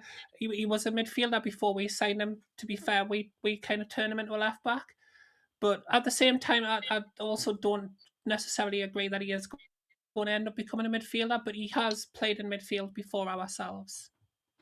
I've just had a little bit of an interesting one. Peter O'Rourke is now reporting talks between Newcastle and Fabian Schär have stalled. The report also notes that Schär and the club have yet to agree on terms for a contract extension, with the length of the deal seemingly the main roadblock for the that's agreement. it. Sack the board. Get rid of them all. I'm sick of it. Get rid of all of them. The entire staff. Get rid of them all. I'm not having this. Hold on. This is Schär wants 3 years contract. And Newcastle want to give him a year with an option of another year, and he's not. I just see on this absolutely no chance. We shouldn't even be off from a year at this point. 3 years would be an absolute travesty. You think about how many players we've kept hold of that were too old over the last, since Eddie Howe took over. So, Richie, Dummett, Lascelles, what's his name, Trippier to a point, Shaw now. I bet you we could have had 20 to 30 million pounds in transfer fees available from the money we've spent on them on wages. So that's another player. That's another player in the squad we could have had. You wouldn't have got one for all of their transfer fees. You wouldn't have got one single player who's anywhere near as good as them. Any of them. But but you would have, Wyn. I'm talking about when they were coming towards the end of their careers. So I'm not saying when they were at the prime. I'm saying they were great at the prime. What I'm saying is we've kept hold of them for that year or two too long, and that's cost you a fortune. I don't think it has cost us a fortune. Well, of course it has. What do you think? What do you think? Sellable assets have not been there, have they? Yeah, exactly. We've not really got lots of sellable assets when it comes to age. He's 33-year-old, isn't it? So. Right, the list he's come up with, just there, I think the were reportedly offered £12 million for Trippier. I haven't seen any figures regarding Shearer. Lascelles was going to be were offered £5 million. I'm not talking about sales, selling them on. All I'm saying is extending the contract and the wages that were being paid over a 4-year period for that amount of players. You're probably looking at players that we've kept that have cost with £20 million in wages, even including the goalkeepers, the likes of Ruddy and Gillespie and things like that. Ruddy's they've cost on with the money $9,000 they've cost with the money and wages, but how many coaches at the club are on $9,000 a week? What goalkeeping coach in the Premier League gets $9,000 a week? Literally, we've got him in as a goalkeeper and he's a coach. So we're paying him an inflated rate as a coach to be because he's on the books as a player. I never quite understood the reasons why Ruddy came, if I'm honest with you, from Blues. It was a strange one when you got so many keepers. And again, then come the other one, Vladimir. Our Vlaco is doing a world of good. That was force of circumstance, wasn't it? That was it was indeed. It was indeed. And again, are we reaping the rewards from that decision? I don't think we are. But again, we've got this little debate going on. Are we kind of lucky that one was never investigated by the Premier League as well? Because I think they could have made a big deal out of those transfer decisions. If anything, we got robbed. If anything. Well, I think if they're going to look at that deal, they've got to look at every other deal that has happened for us. And I think that's what I said. It could go on for many a year, and as long as it's done by the 11 o'clock deadline and it's done correctly, I don't think there's a lot to investigate. It's like a bit of a gentleman's handshake, a secret handshake, isn't it? You know, you scratch my back and I'll scratch yours. There's a debate going on between Shearer and Gordon, which was an interesting, and this one has split opinions everywhere, if I'm honest with you. Alan Shearer criticised Gordon for missing a Barcelona start through illness. Gordon's response was that he was genuinely ill and in bed for 3 days. Obviously, Alan Shearer seems to think that if you're fit enough to train on the morning, and you should be playing in the evening. But according to it, as we've all heard, Eddie Howe has then come out and said it wasn't Anthony's decision, it was my decision not to start him. Anthony was ill in bed, and Gordon was quite funny in his interview where he absolutely poo-pooed the suggestion that he didn't want to play in this game. He said straight away he wanted to play and wasn't happy that he wasn't in the starting lineup. So, I say we've got a couple of minutes. I was going to throw some questions at you, but we'll leave it. I mean, I don't think, I think Shearer has since come out on his podcast. Yeah, on his podcast, and he's going to be doing that. So we can, like I say, the lads are going to scoot over a number of things, I would have thought, this evening after us finishing. So I suppose we can just conclude and let the lads crack on. Well, that's where I leave it, if you like, tonight. Newcastle United go from massive win, Stamford Bridge, to possibly the biggest European night the club have faced in decades. The squad is growing, the expectations are rising, and the belief around the club is stronger than it's been in years. If this team can take the fight they've showed against Chelsea and bring it to Barcelona, who knows what could happen. Thanks to the panel, thanks to everyone listening, and remember, supporting Newcastle might be stressful, but it's never boring. We'll see you after Barca. See you later. Set up for maximum confrontation and super opinionated. Set up for maximum confrontation and super opinionated debates. The NUFC Late Night Show with Chris the American Mag, Derek the Mighty Wyn, and the rest of the panel Monday through Thursday from 9:30 p.m. UK and UFC Talk Radio, the voice of the Toon Army.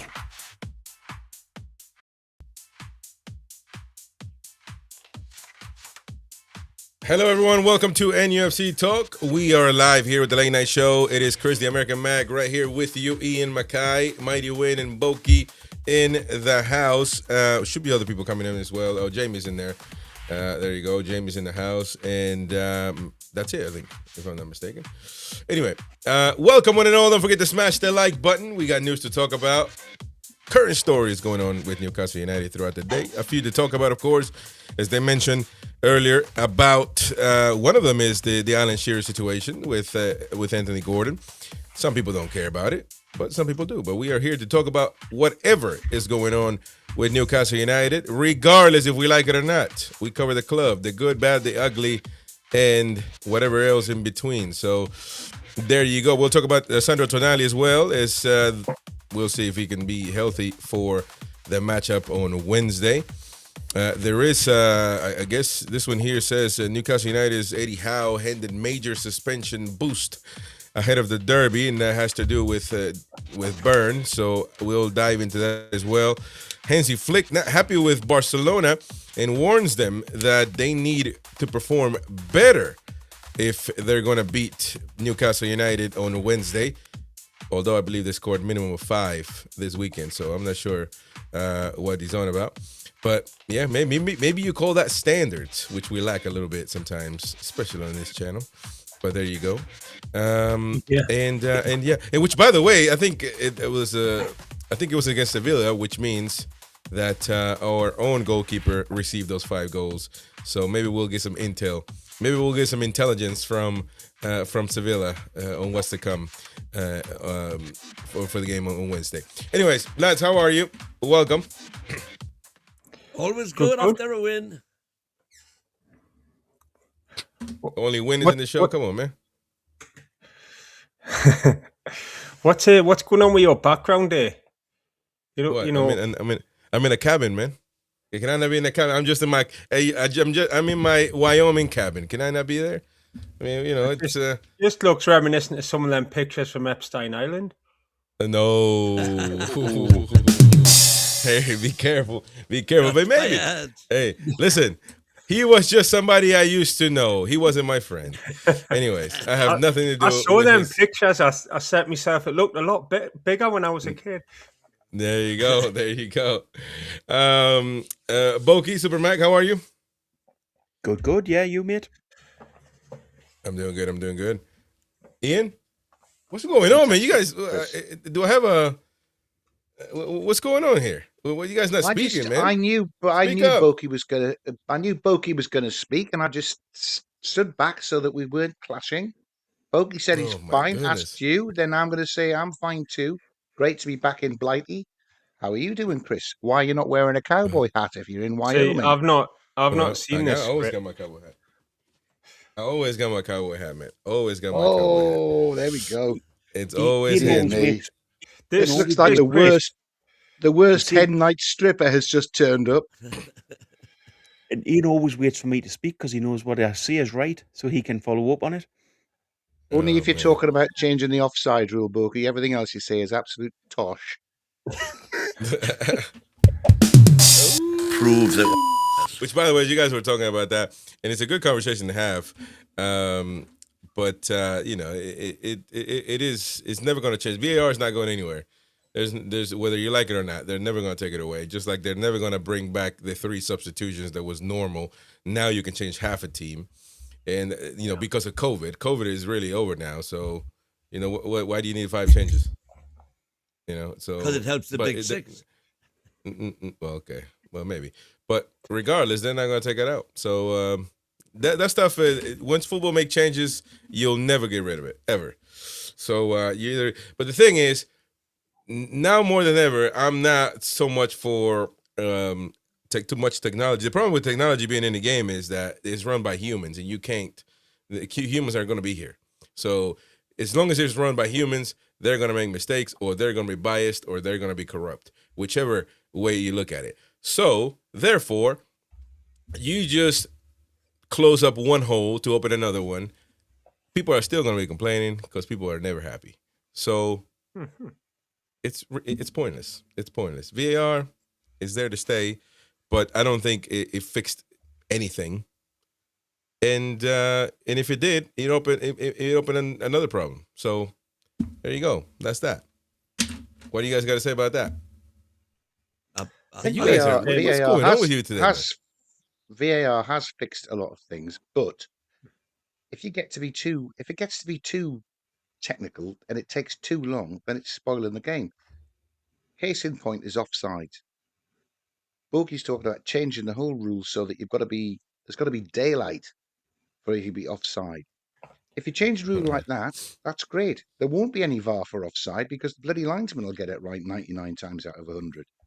It's when it's Joe Willock's forehead or that fella's little toe for Nottingham Forest on the weekend that makes a really good move, But goal offside. the problem with that, Ian, is VAR is there to fix problems. It almost make the game perfect, and the game is imperfect, always has been.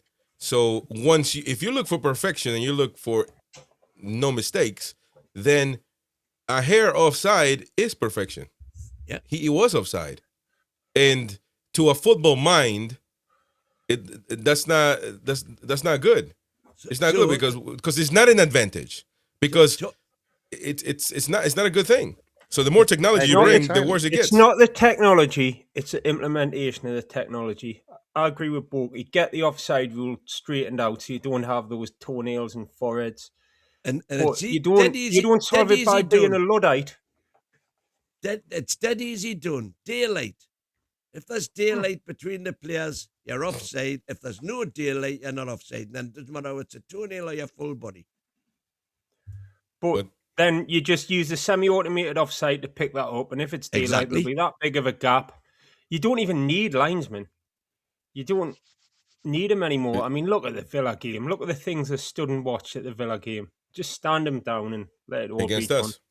Done. Well, I'm all for cross the line technology for lane decisions, for corner decisions, and that. But the one thing you do need linesmen for is who was the last person to kick the ball. That's why you can't. That's why you can't use lane technology the way you do in cricket and tennis, because in that you know who's hit the ball, whereas it depends on who it's come off. That you do need to know that it crossed the line, but you also need to know who was the last person to touch the ball. But what I don't want is we're going down the route of just having a guy on the pitch with a whistle who blows the whistle and VAR make all the decisions. And that's where that seems to be where we might be heading. Because you see, next year it's going to be yellow cards that get picked up on that, and then legally, it's going to be other decisions. You've got to have a point where you cut it off and say it's got to be the guy on the pitch who's actually in charge of the game. And how many times do you see a referee turn over a VAR decision when he goes to the screen? It's very, very rare. Because he's seeing stuff that he didn't see before, and that's the whole object of VAR. So you have a robot just then controlling robot. You have a robot controlling football. Do we really want to go down that route? I completely disagree. You're trying to make a game perfect, and a game is what made it the biggest sport in the world is that it's imperfect, and that's the issue. And yet it's even bigger now than it's ever been with VAR. No, it is. VAR didn't make the game bigger. What are you talking about, dude? Are you mad? Technology made the game bigger.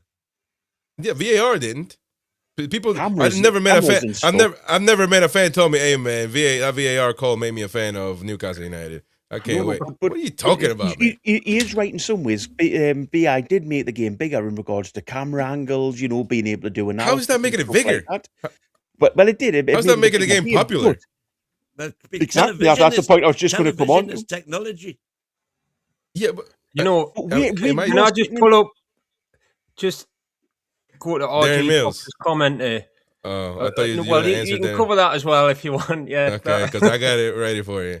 I got it ready for you, man. Hold on. First of all, we gotta stop because this is very important for the show to continue. But actually, I lost the comment here. Hold on, give me a second. And because this is breaking news. So, Jamie, I nearly knocked you over next to McDonald's facing Gosford Park a couple of weeks ago, unless you have a twin. So, were you there? Yeah, that's his manner. Proves it. Hey, you were at McDonald's. I wasn't going to McDonald's. I would have been going to Costa. Because, my body's a temple, as you know. But I am a regular at that Costa. They know me order.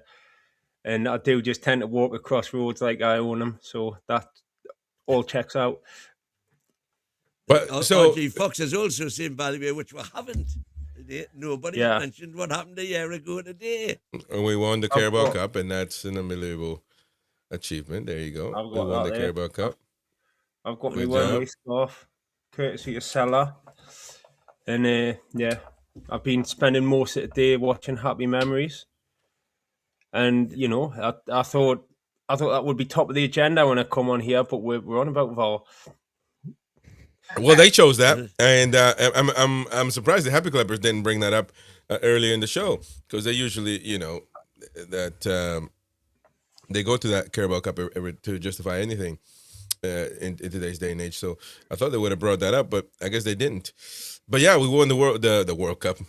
Well, it feels like that at some people. The Carabao Cup last year, which was a tremendous achievement, and boy, oh boy, how things have changed. I've got a question for you, Chris, that I'm very interested to know, actually.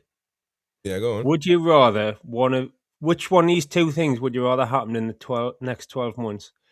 Would you rather Newcastle win the Carabao Cup again, or would you rather the USA win the World Cup this summer? Well, it's a very tough question, and I'm going to give you an easy answer. But it's a tough question. It is because I'm American, 100%, and so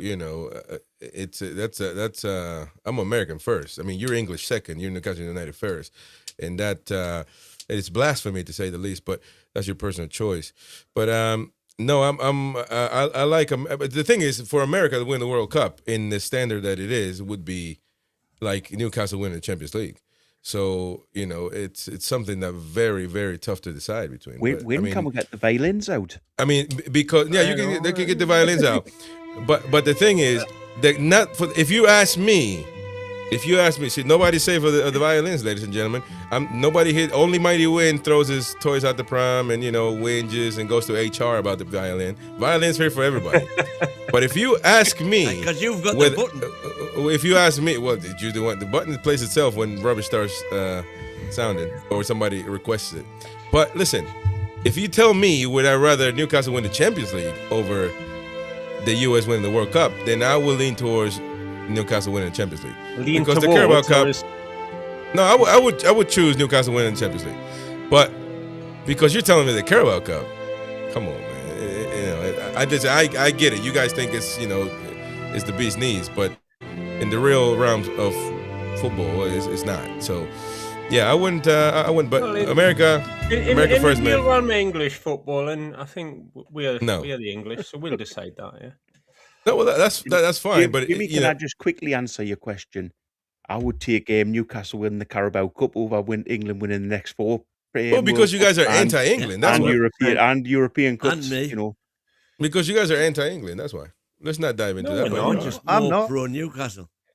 I think you've got an opportunity there because Newcastle have the summer off, don't they? They're not playing when England are at the World Cup, so you can get right behind them. Fair enough, you can ignore all the bloody friendlies that are and the waste of space. So you're a fair weather fan, that's what you're saying. That spoil the Premier League. But when it gets to tournament time, you can be focused on England because Newcastle that just means you're a fair weather fan, Ian. That means you're a fair weather fan. Of what? That means you're a plastic English fan.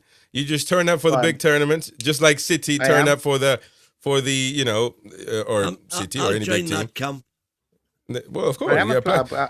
I only want the tournaments. I don't want to sit and watch us stuff Latvia and win 1-0 away at Andorra. I'll just read about that in the paper. Well, trust me, nobody wants to watch Newcastle play Bromley either, but we get there and do it, because we love the club. There. So I was there for Bromley. So my point is, you either love it or you don't love it. You don't love English football like that. English national team I'm talking about. I do in the summer though because I've got be honest. Space in be my honest life. with yourself. I've got more space in my life for England in the summer. And I think I don't love England as much as I love Newcastle United. I don't either.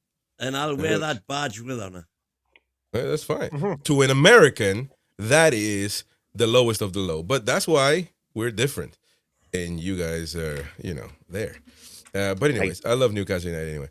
It's probably what keeps us from bombing Iran, isn't it? Or politics. Well, maybe so. But that's a good question, by the way. Aside from you not going to McDonald's or not acknowledging that you went to McDonald's, but that's neither here nor there.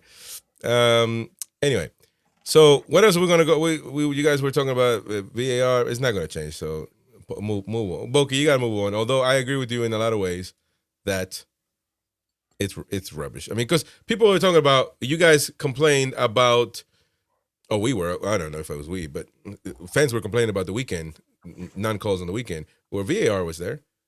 And, so with nothing changes other than maybe the referees get so relaxed nowadays when they have to do the FA Cup or the Carabao Cup early stages that they forget that they don't have VAR. Therefore, you get insane plays like the Aston Villa game, which you think, what the heck? I've never seen that in football, by the way. Maybe I'm wrong. Yeah. I've never seen somebody or a referee where the linesman is there and the referee is there, and in between they call a free kick or where it's supposed to be a penalty. I've never seen that. So you've got to say that it's because they're relaxed because of VAR. It's just grotesque incompetence, isn't it? And you don't get mistakes that bad with VAR. That's the bottom line. But did we get those mistakes before VAR? Yeah. We went down because when we went down in 2009, Aguero scored a goal for City that was about 5 yards offside. It was like clear as day how offside he was. And we ended up drawing that game, and we ended up going down by 1 point. So, I felt really aggrieved about that. That's a bit that always sticks out for me. And you can talk all, BS about it evens itself out over a season. It doesn't, not the crunch moments. And at least when they go through the VAR process, there has to be some justification of the decision. the refs could just make a bad, wrong decision like that, Luca Dean penalty, and you just have to deal with it. Like Diego Maradona in 1986. Do you know what I mean by that, Chris? Well, the hand of God, but people forget about the hand. People talk. All English people do is talk about the hand of God, but they forget that in the same game, he literally destroyed your whole team in one single play. You know, you should defend. Somebody should have taken them down. Okay, I'll tell you what the problem was. How far do you go with VAR though? You know, how far into them controlling the game do you go? Do you go? Well, I was gonna say this. Legally, they don't. Legally, they don't have. Legally, VAR has no bearing or no decision making in the game. It's the referee that. It's basically a tool for the referee.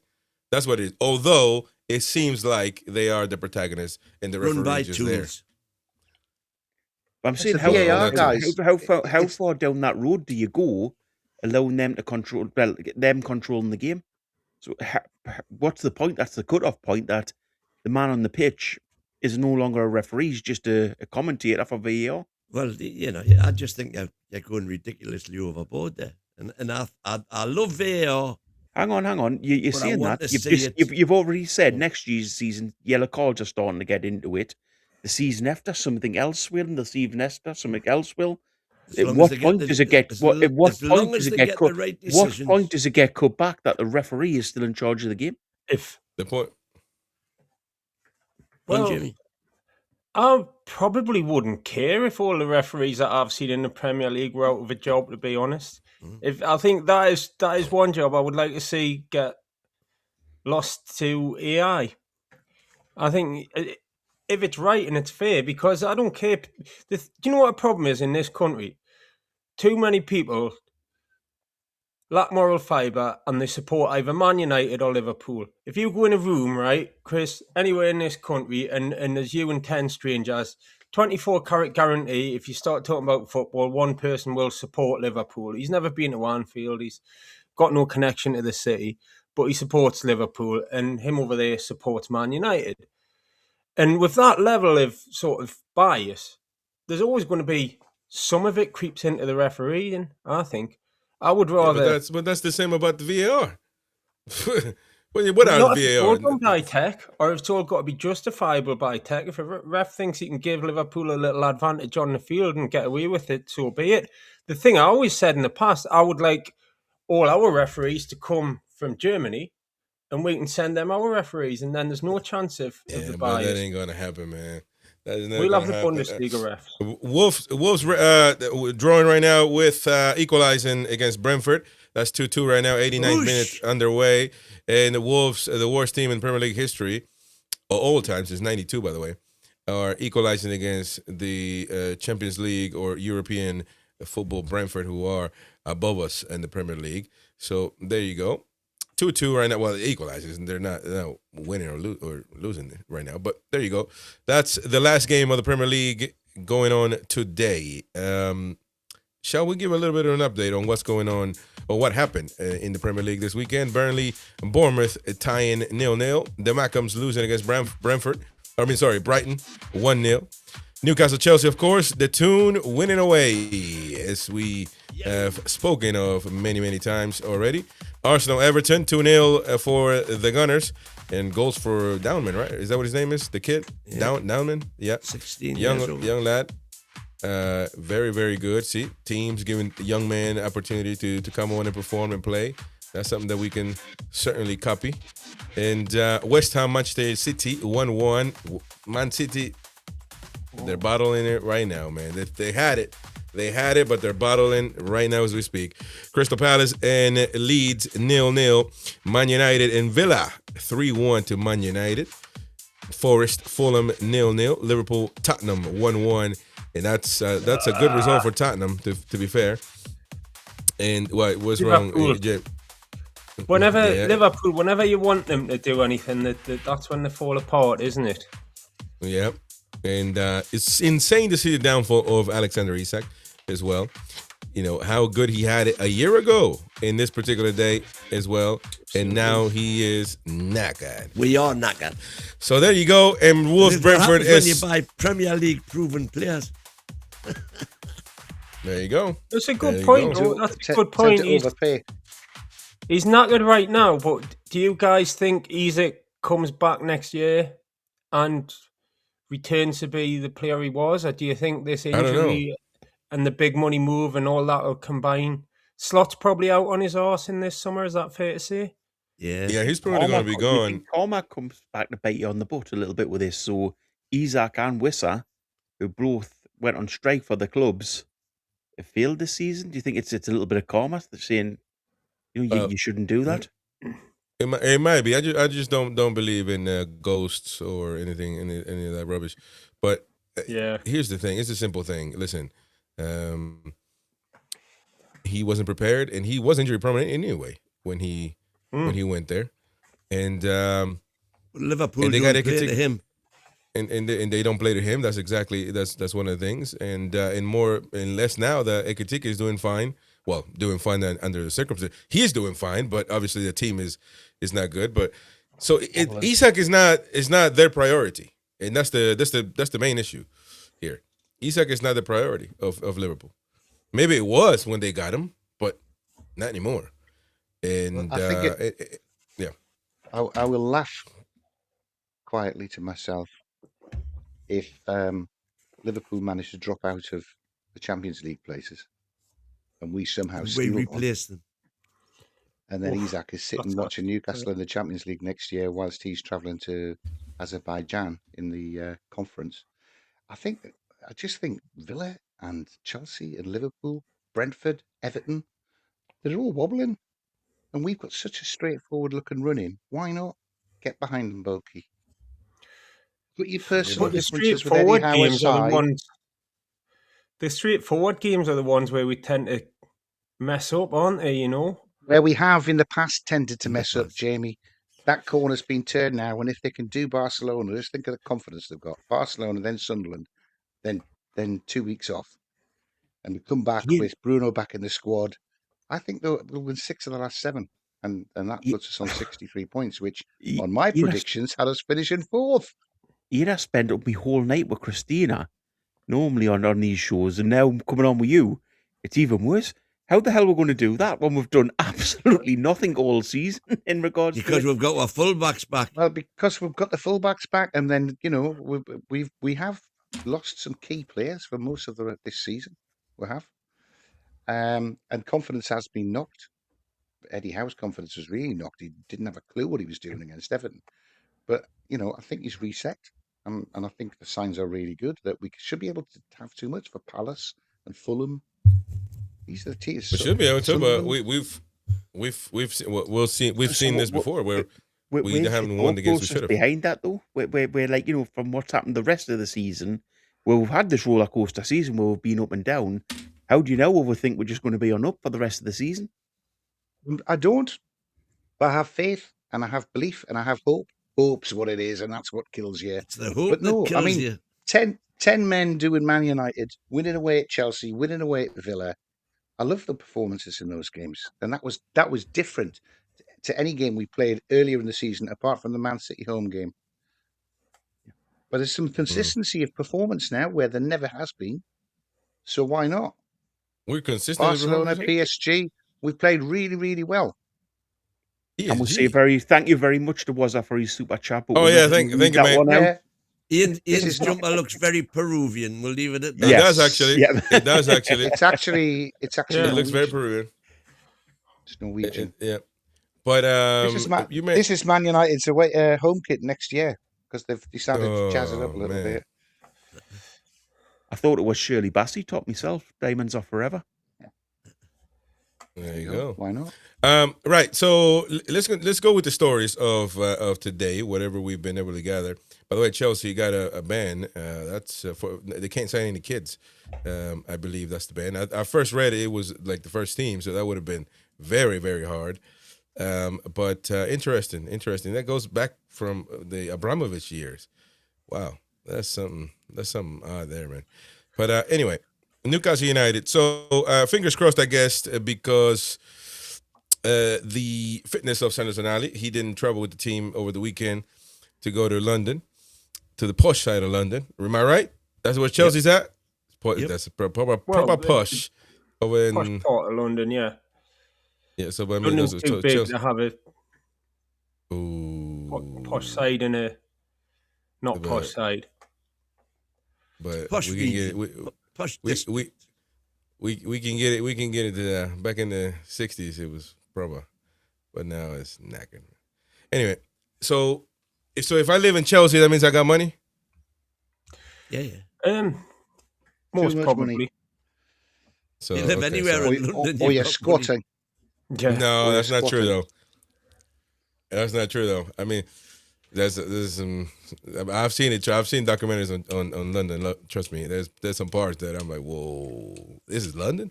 Anyway, Well, everywhere's like that, aren't it? yeah, that's true.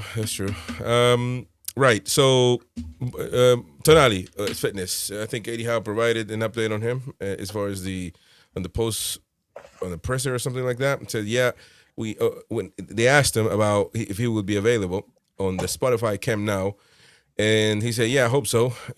He hasn't been feeling well after training Friday. He quickly became apparent that he wouldn't be traveling. So fingers crossed if it follows a similar pattern with other illnesses we've had, it's quite a quick recovery. There's been something going around now for 2 to 3 weeks in the squad. Fingers crossed it's the same. So we're talking about Walter Mata. We're talking about Gordon, which we're talking about. We're going to talk about the situation with Alan Shearer later on. But something is going on. I've never seen an illness the last couple of days. I'm still dealing with a cough 3 weeks later. So unless the Toon has some special doctor, magician, Mars technology to say that an illness, or I wouldn't just call it an illness. Of course that happens. Do you never What? get a stomach bug and it takes kind of 24 to 48 hours to pass it through you and you wipe, but once it's out of you, you're okay. That happens all the time. I guess, Come on, back me up on that. That is the thing. Yeah, if you've had a bad curry, maybe. But but that's not an illness, is it? I mean, I'm not going to miss a course it game is. over that. An illness, man. The word illness is you're sick, like you're down. Yeah, Maybe so- you're I know, talking but, about he had the. You can say he had the craps and he just needed a day off. well, that's so- an illness. That's But I'm basically sure there Illness is book. actually an illness called 24-hour flu, where you feel Yeah. rough as a badger for 24 hours and then you Oh, come my straight back God. out of it again. It's There a is. sickness bug. Jacob Ramsey was sick on the pitch against Everton. How can you he be had sick? For the first half, he wasn't sick. At halftime, he got sick, and then the rest of the game. So 'Cause it I'm caught just up with him. astonished. I'm just astonished about the quickness, the turnaround, especially in England where there's so much bureaucracy. You can't get a deal done. It takes a month to do anything. The illnesses don't follow suit. They're just just quickly the country where the illnesses are just a couple of days. What are you on and about? that's it. You're comparing being ill to doing a Well, deal. I know. Bureaucracy around illness. I'm saying. But I'm saying, in your country, obviously, maybe where it costs you £1,000 to get something removed that you've wedged up there too far. But over here, well, let's not get into Mighty Wyn because I can bring Mighty Wyn where he's waiting for the NHS 3 months to get talked to on the phone. But let's not get to that. This is I'm nonsense. I'm obviously exaggerating. 24 hours. I'm obviously exaggerating. However, in illness, what kind of illness? I want to know. So you're saying you're just having a bad curry? A That's sickness an illness. bug where you throw up and you've got diarrhea and you get all the sick and the diarrhea out of you and the bug comes through you. Right. And, the And so day and it you can lasts pass it around to everybody. Of course you can. I think if players play with that as well, they're knackered. They're absolutely knackered because as you say, Jamie, if you've been thrown up and you've been sick in the toilet and things, but your body's just not in the position where it should be to be playing football. It's an obvious thing that if you're that poorly, then you're bad. Wyn, quick question for you. You mentioned that Chelsea's a posh area. Where does the word posh come from? Port out, starboard home. Oh, you're a good one, mate. What? Port out? Port out, starboard home. It's So- when we had the Indian days of the Raj, so you used to, the posh people would get the cabins on the left-hand side of the ship so that they were shaded from the sun, and on the right-hand side of the ship coming back, so they were shaded from got the you. sun. And speaking of the days of the Raj, if anybody's ever almost knocked me over walking there to the one in Gosforth, then let me know in the comments, because I have frequented there as well. Port out stop at home was basically posh, wasn't it? So, well, let's just say that I'm American and daft. Well, there's an American player that it's close. Yeah. So there's an American for saying this, right? That I can't remember a illness or it'll keep you out the game or whatever. There's an American called Alan Shearer that played for Newcastle in late 90s and early 2000s. That he got there, he came. He was living in. He's from Newcastle though, but Newcastle in Maine. There's a Newcastle there. So he moved to the UK, started playing there, and he's a pundit now. So he come out and said that he would have never missed a game or the most important game for Newcastle United over the craps, as you guys would call it. So what would you say to that American imbecile, Alan Shearer, who dared to call this out? I mean, alongside fellow Americans, Wayne Rooney, that mentioned the same thing, really. So what would you say to them? Because they called it out and they would have never missed. And Gordon had to hit back at these two Americans. They had no business to call it out. Okay, but they actually played the game, those two Americans, and they did a real great job at it. So, it's obvious. What would you think about that? As strikers playing in their biggest game of their career, their gut reaction, no pun intended, is that they would like to play in that biggest game, and nothing would get in the way of them taking the pitch. But they've assumed Anthony Gordon said, "Oh, I can't play today. I'm a bit sick. I've been in my bed for 3 days." But that was a wrong assumption, and that's why Eddie Howe had to come out and say, "Let me clarify one thing. Anthony was there, and he had to clarify real quick when it comes to Gordon. And I wouldn't pick him. I didn't pick him to start. So it's out of Gordon's hands. I think he was quite firm and yet respectful enough to put them in their box, and that's for me. It's dealt with. It's done. Rooney and Shearer were wrong. Yeah, agree. Right.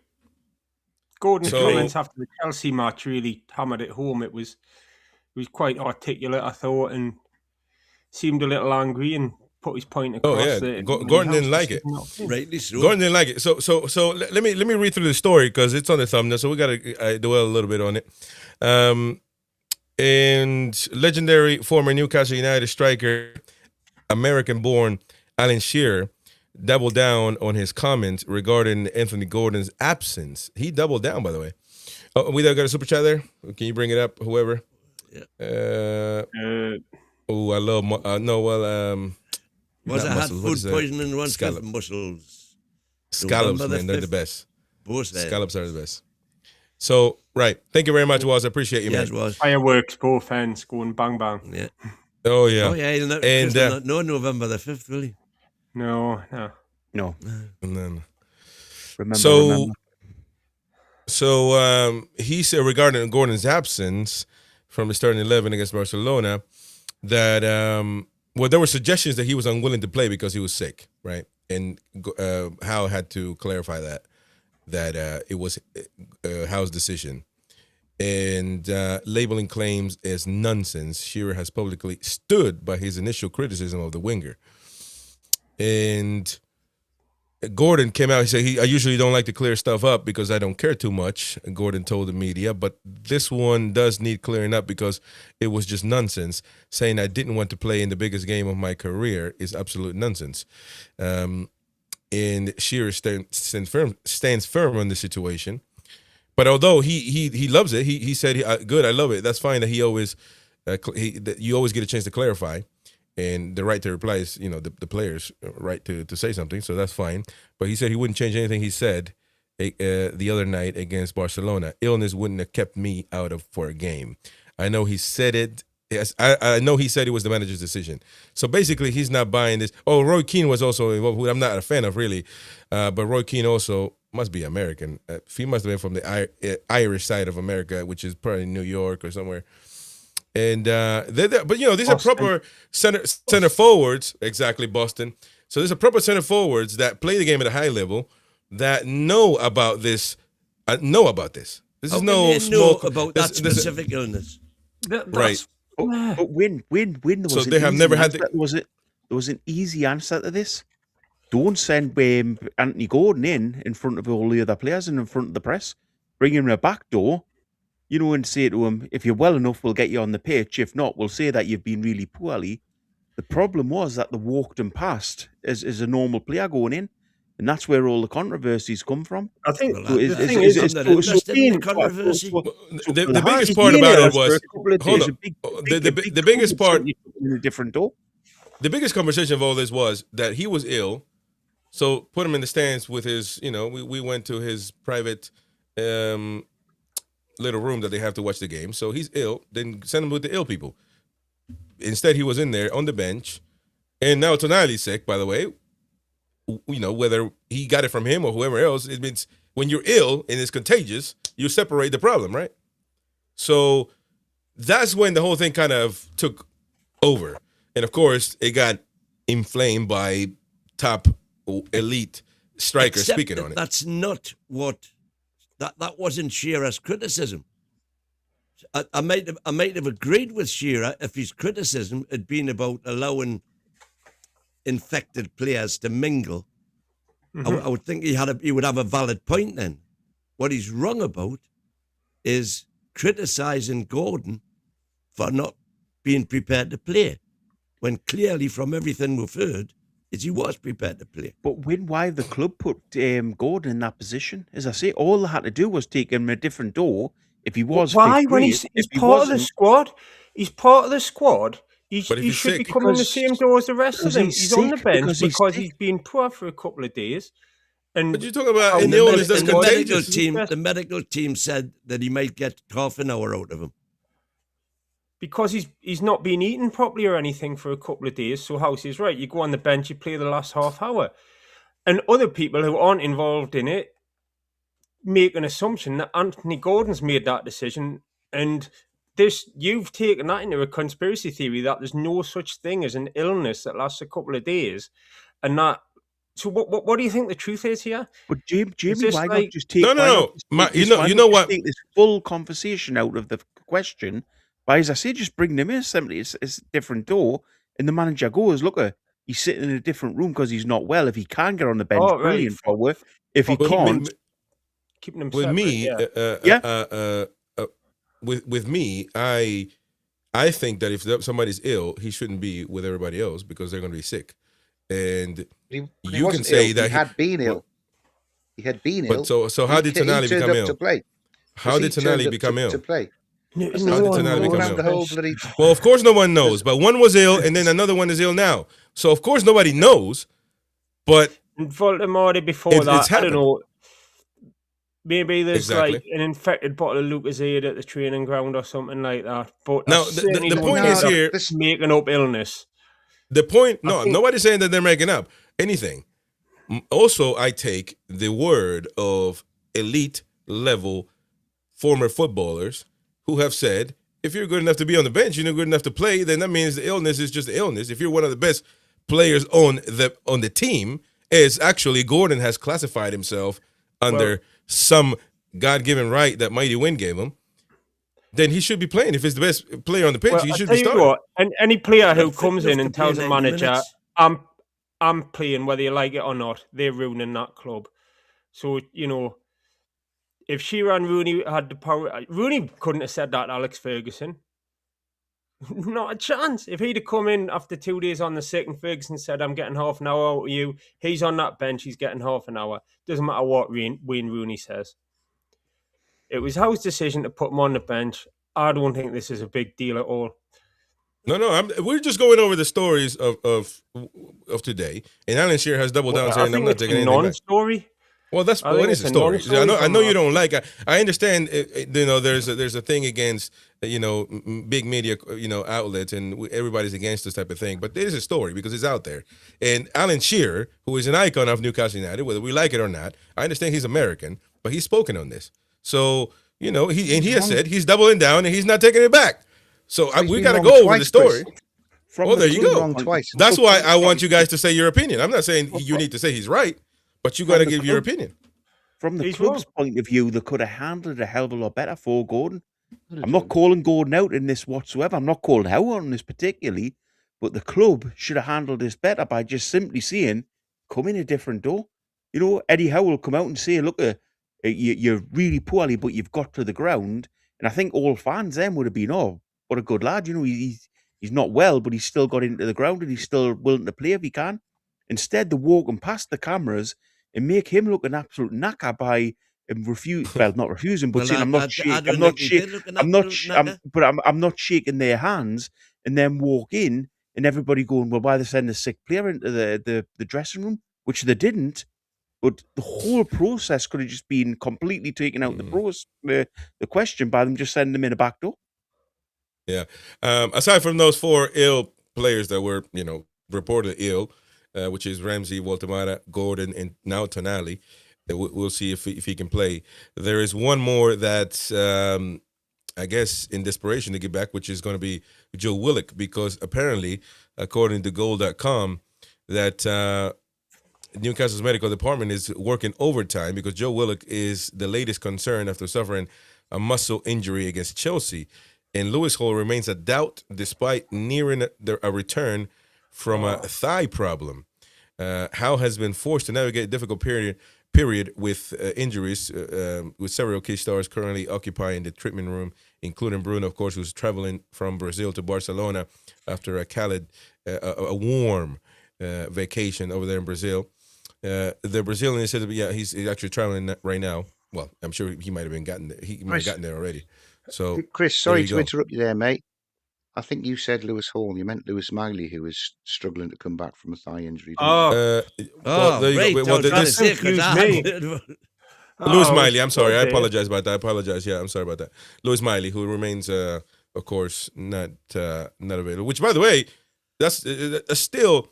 See, we don't have to take everything they tell us and just run with it. We let's use our brains and think. As I mentioned many times, it's not illegal yet to think. I'm sure they're working on it, but think. And a dead leg is an excuse for Lewis Miley. It's been 2 months that he hasn't been playing. So it has to be more. There has to be more explanation than just a dead leg. Something is going on with him. Why is he not? What's going on with him? And I just if a fan tells me, he just have a dead leg. It's just definition, isn't it? Because a dead leg basically is a thigh muscle injury. Yeah, but what injury? Did he tear a muscle? You got to be more descriptive when a player is gone for months and nobody says anything about it. Well, they said it was a dead leg, which is a muscle injury, but apparently it's much nearer the knee, where the tendons are, as well as the muscle, which is why he can't bend his knee properly.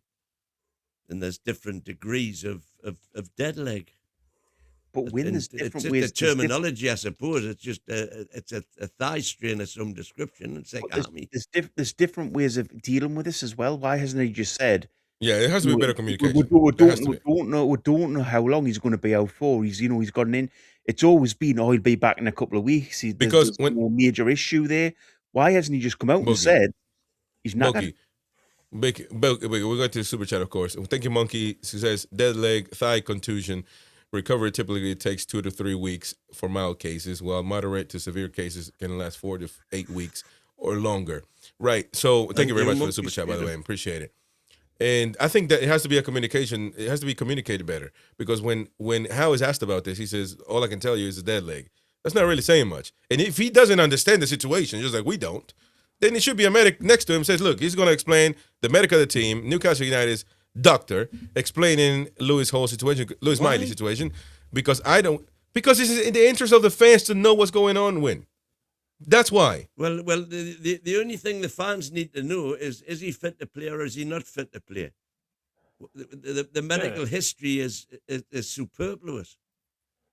You can't carbon date return, like sometimes it's with injuries like that. Have you ever had an injury like that?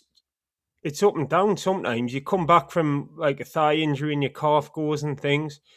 I played sport at a decent level and I know what them frustrations are like. And I think this is one of those where I think they do think he's going to be back in a week or so, and then it's just not getting better. It's not getting better. That actually happens. They're expecting it to heal faster than it's healing. Look at Michael Owen, man. It just happens. I don't think medicine's as black and white as that. And muscle injuries certainly aren't.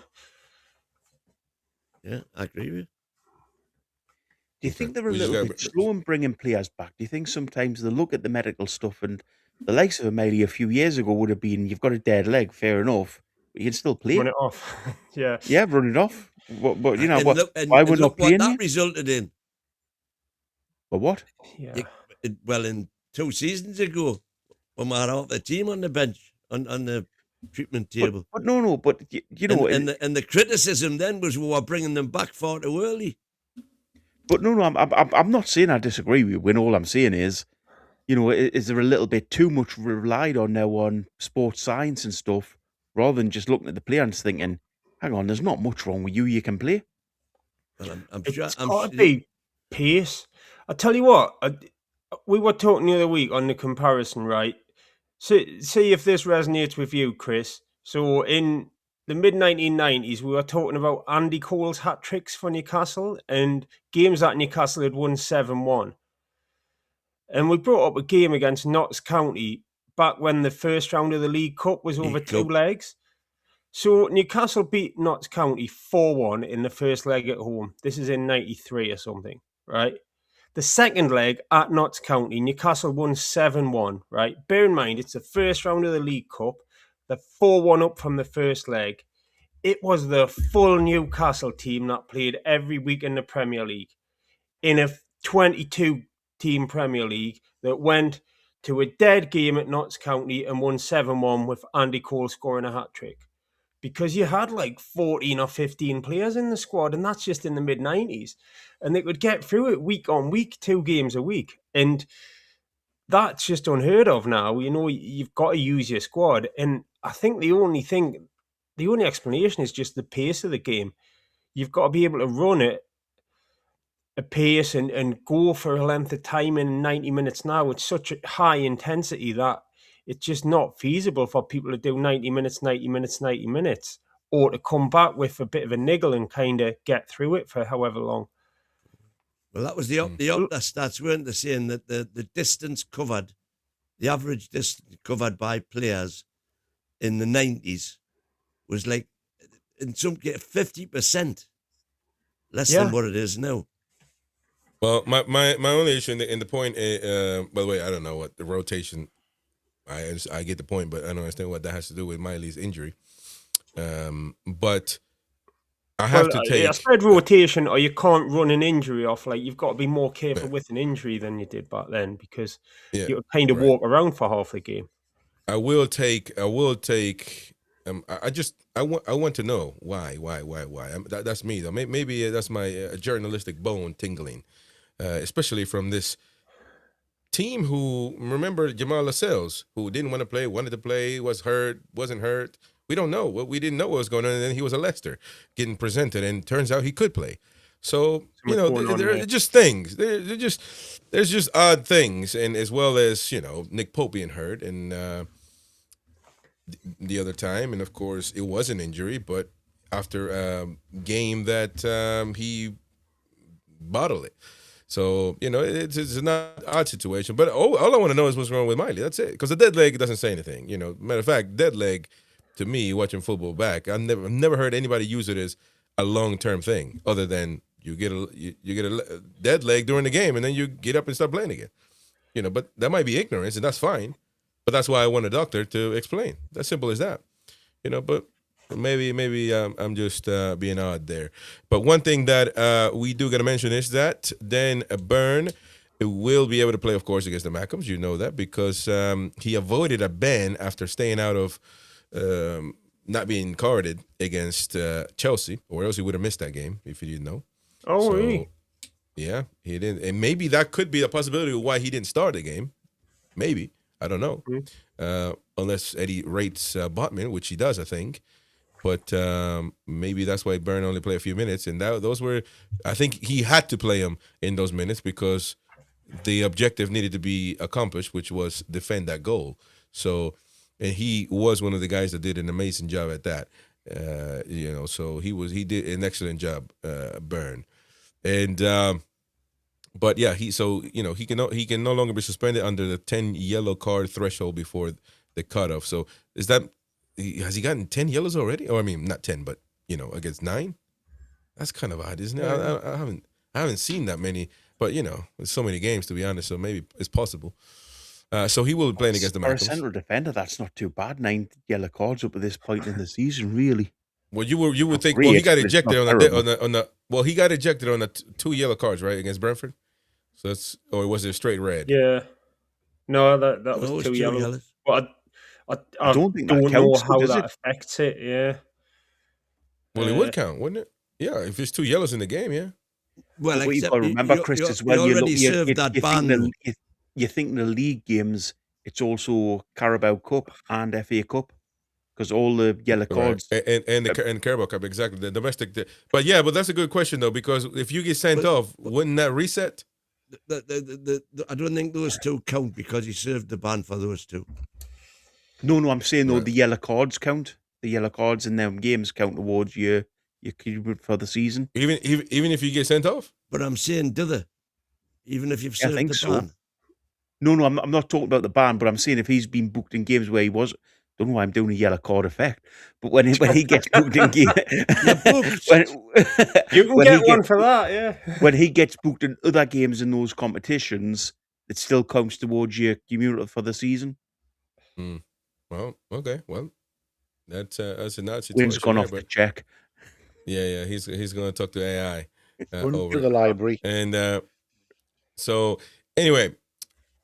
Talk about standards, ladies and gentlemen. You want to know something? Hansi Flick, what a manager. He says, we will be out of the Champions League if we don't do better. Says Hansi Flick. He warns Barcelona stars after, by the way, they beat Sevilla 5-2.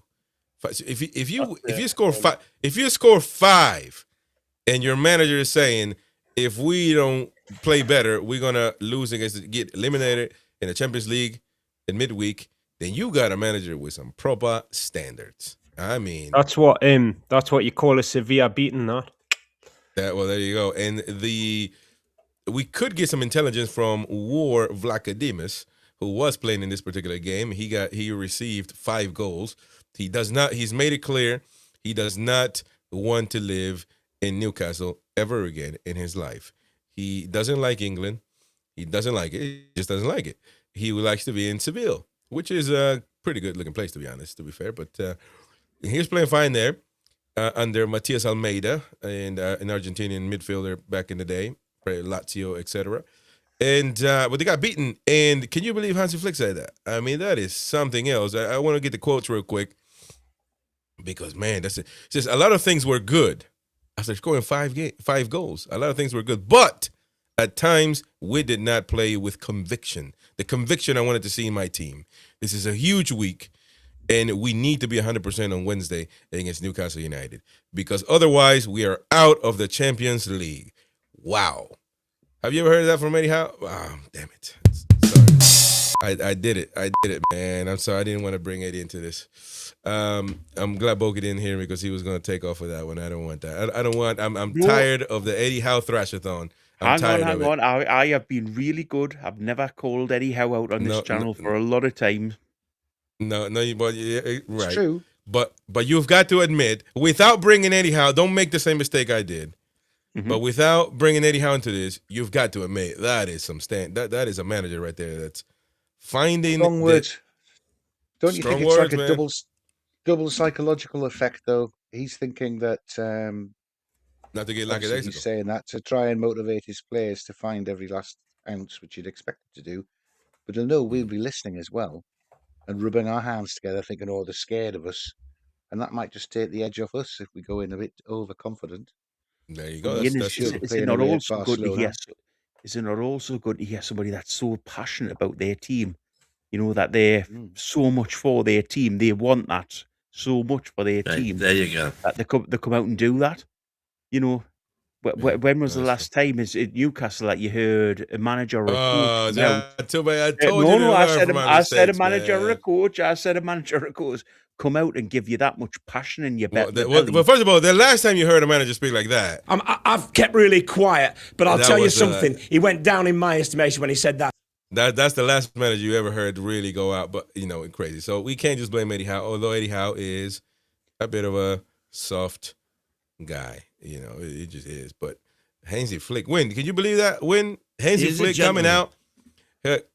Okay, so Kevin King, and I apologize, mate. You're a numpty for coming out. And I don't think Eddie Howe's soft from any first-hand account, by the way. Well, that's fine. You don't have to do it under the spotlight. Well, sometimes you do, actually. Sometimes you do, though. Sometimes you do. Yeah, sometimes you do. Actually, you got to call some things out. Yeah, with support, not necessarily about your team or about the fans or anything, but if somebody, for example, wouldn't you have loved Eddie Howe really speaking his mind after the derby when his players were atrocious, or against the Villa game where the refereeing was to levels unheard of? You know what I mean? Sometimes you need a little bit of that. And listen, I don't want to take it to the criticism of Eddie Howe. I don't, actually, because I'm tired of the Eddie Howe thrashathon. I think Eddie Howe's a good bloke, and leave it at that. But he's not soft. You don't get a team from the bottom of the league to the top by being soft. And that's not what his persona is in training. They're actually all scared of him. I think what I want is a manager. I think you went a little too far on that, but anyway. I think what I want not going too far. I think what I want as a manager is just somebody who gives you that little bit of passion in your heart.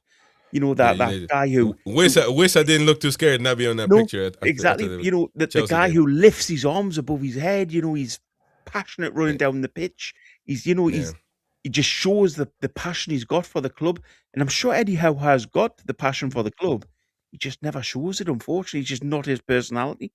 But if you have too much of that, though, then that's not good, because now you bring attention to yourself. It's not good. So if you can't have too much of that either, it has to actually be the least amount effective amount of times that you have. It can't just be the manager show at every press. Kind of like Mourinho. Mourinho will be the show of the whole operation if it were to come or something like that. So I don't necessarily like that. But Wyn, I wanted to give you the quote because you were out there talking to the Thai girls, telling me, don't worry, man, 11 o'clock, we'll get you there. By the time 11 o'clock to get from your house to to downtown Newcastle, what are we talking about, 10 minutes? 15? Well, if the bus is waiting outside, you can't leave us. Uber's got the engine running. Nah, man, he takes that blue pill, man. The bus, he ain't waiting for the bus. Trust me, he needs to get on that. He needs to get on that taxi, man. He needs to get on that taxi. So, listen, we're gonna get you out of here soon, mate. But the quote here says that after a 5-2 win over Sevilla, the manager says a lot of things were good, but at times we did not play with conviction. I wanted to see my team. This is a huge week. We need to be 100% on Wednesday against Newcastle United, because otherwise we are out of the Champions League. So after scoring 5 goals against Sevilla, that is some manager, isn't he? That is it's something. You got to recognize that, right? It's Barcelona.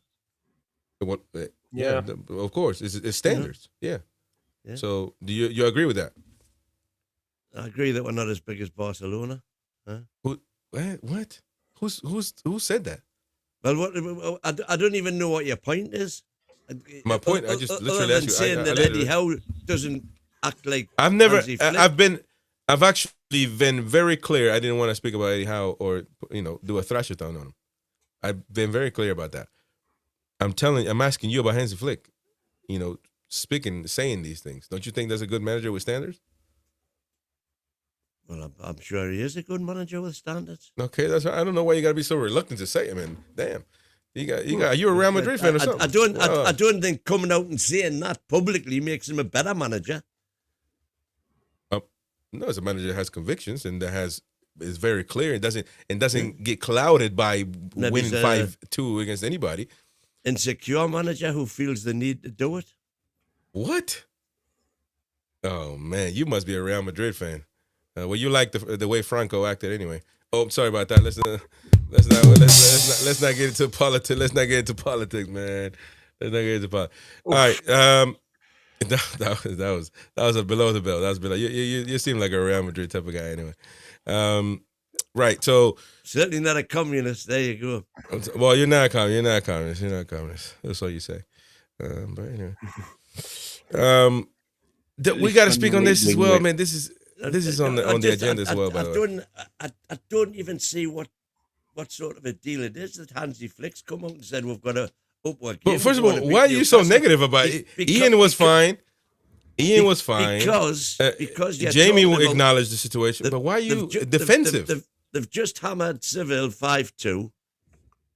And the man's not happy about it. You see that? And he accepts, no, Seville is not a weak team. And he accepts that beating Newcastle is going to be a lot harder than beating Seville.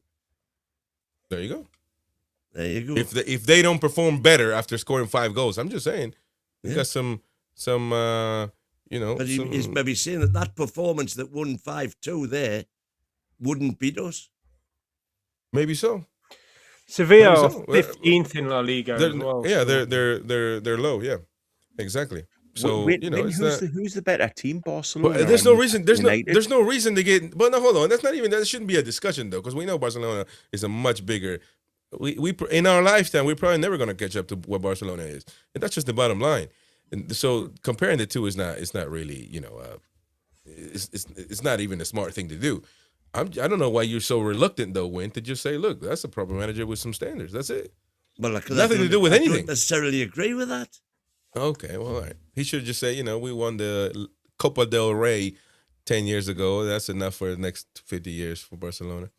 Right? No, I just don't think he needs to come out publicly and say what he said. Chris, you have wife levels of passive aggressive. Do you know that? That's your go to every single time, innit? Not at all. Not at all. He won the old League Cup, so he's obviously he's obviously a king of the Western world, then, isn't he? It's that's not a constructive discussion, But hold on. Right. So I literally asked a question about Hansi Flick's statements, manager that we're going to play against on Wednesday. Yeah, and then you actually no.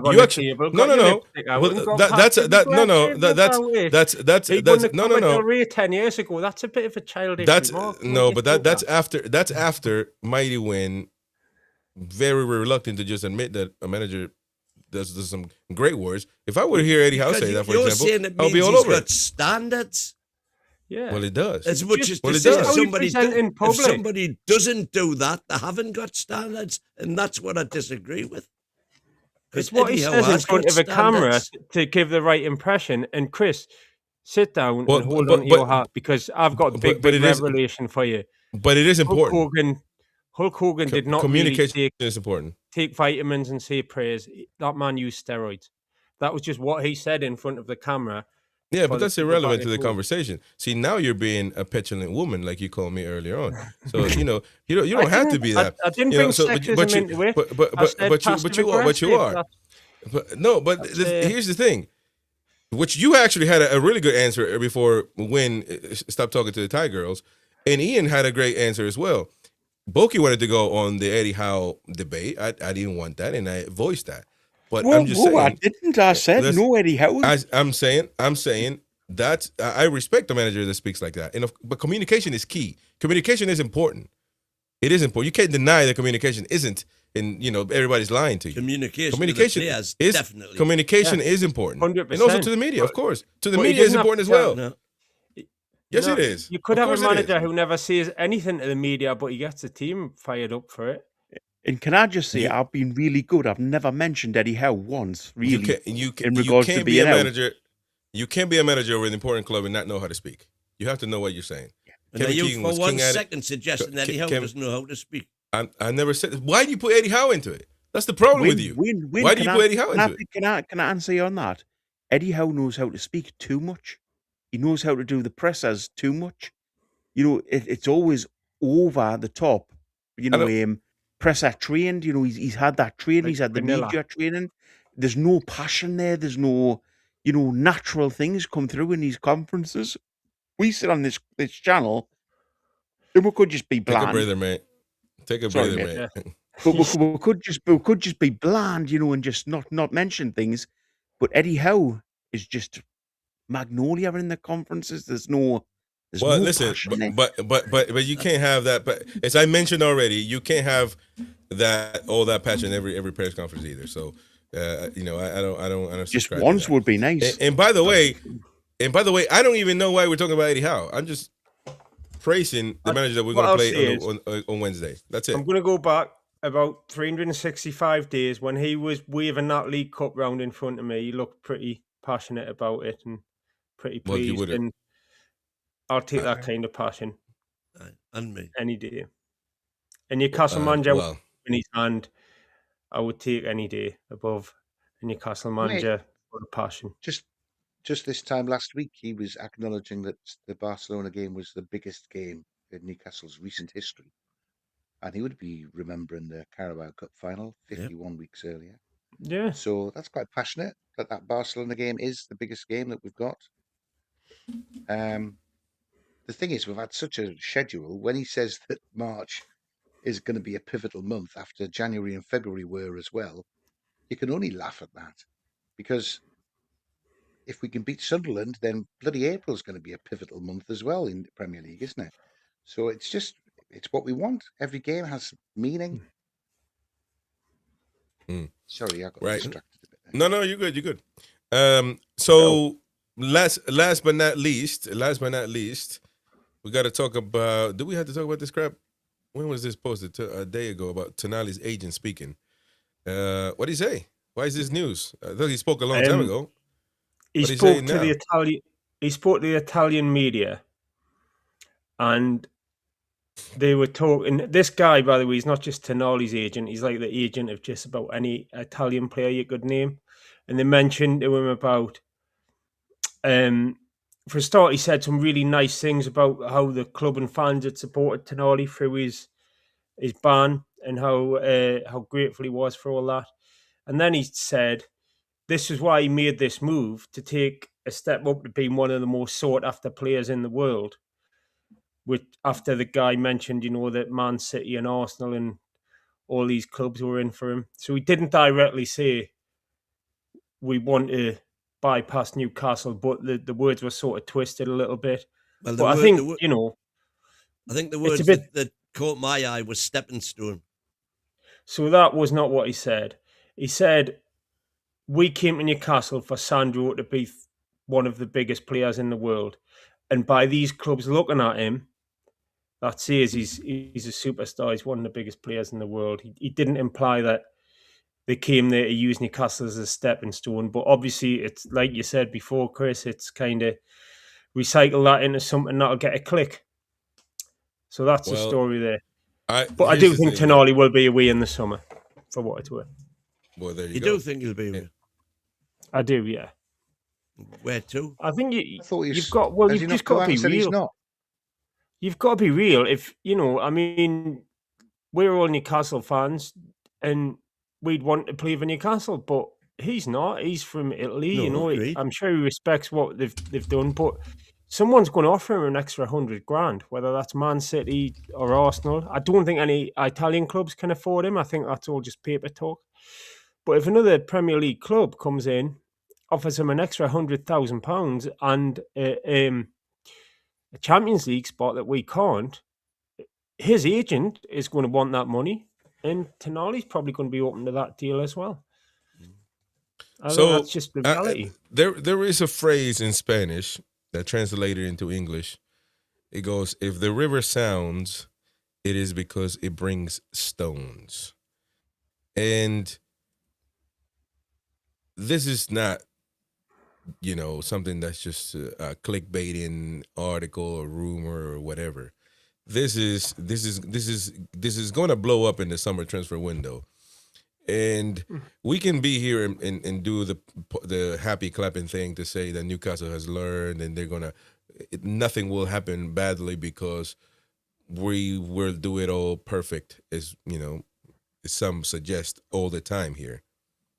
But this has every condiment to being an Isak 2.0 situation.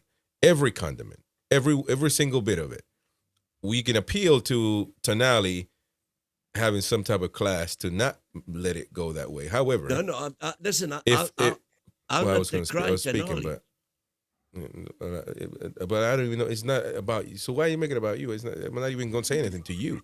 I want to know what you think about it, but I don't know why you're so defensive on everything. Well, because but all anyway, I'm saying is we cannot allow it to become another Isaac situation. Yeah, we know that, but we know that as well. Many times the club said Isak is not for sale, and we're not going to entertain it. He's not leaving. Every journalist was saying the same thing, and at the end, and everybody outside of Newcastle United, whether it's journalists, fans. Well, directors don't usually speak to anybody anyway. Or, mainly journalists and fans were saying, he's gone. Get used to it. Get over it. He's leaving. And we, Newcastle United fans, journalists as well, closed shop and said, he ain't going nowhere. The club is telling us this. The club insider says this, say that. At the end of the day, what everybody else in football said happened. And what poor Newcastle fans said didn't happen. So, how you stop this, then, I don't know. Chris. There was a massive lesson learned then. And if Tonali is agitating to be away, just embrace it. Let's get the most we can for him and Livramento as well.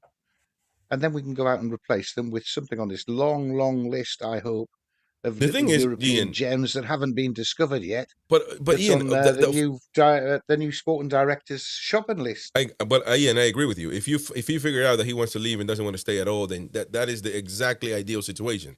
We know here that no club is going to be coming for Tonali unless the window opens.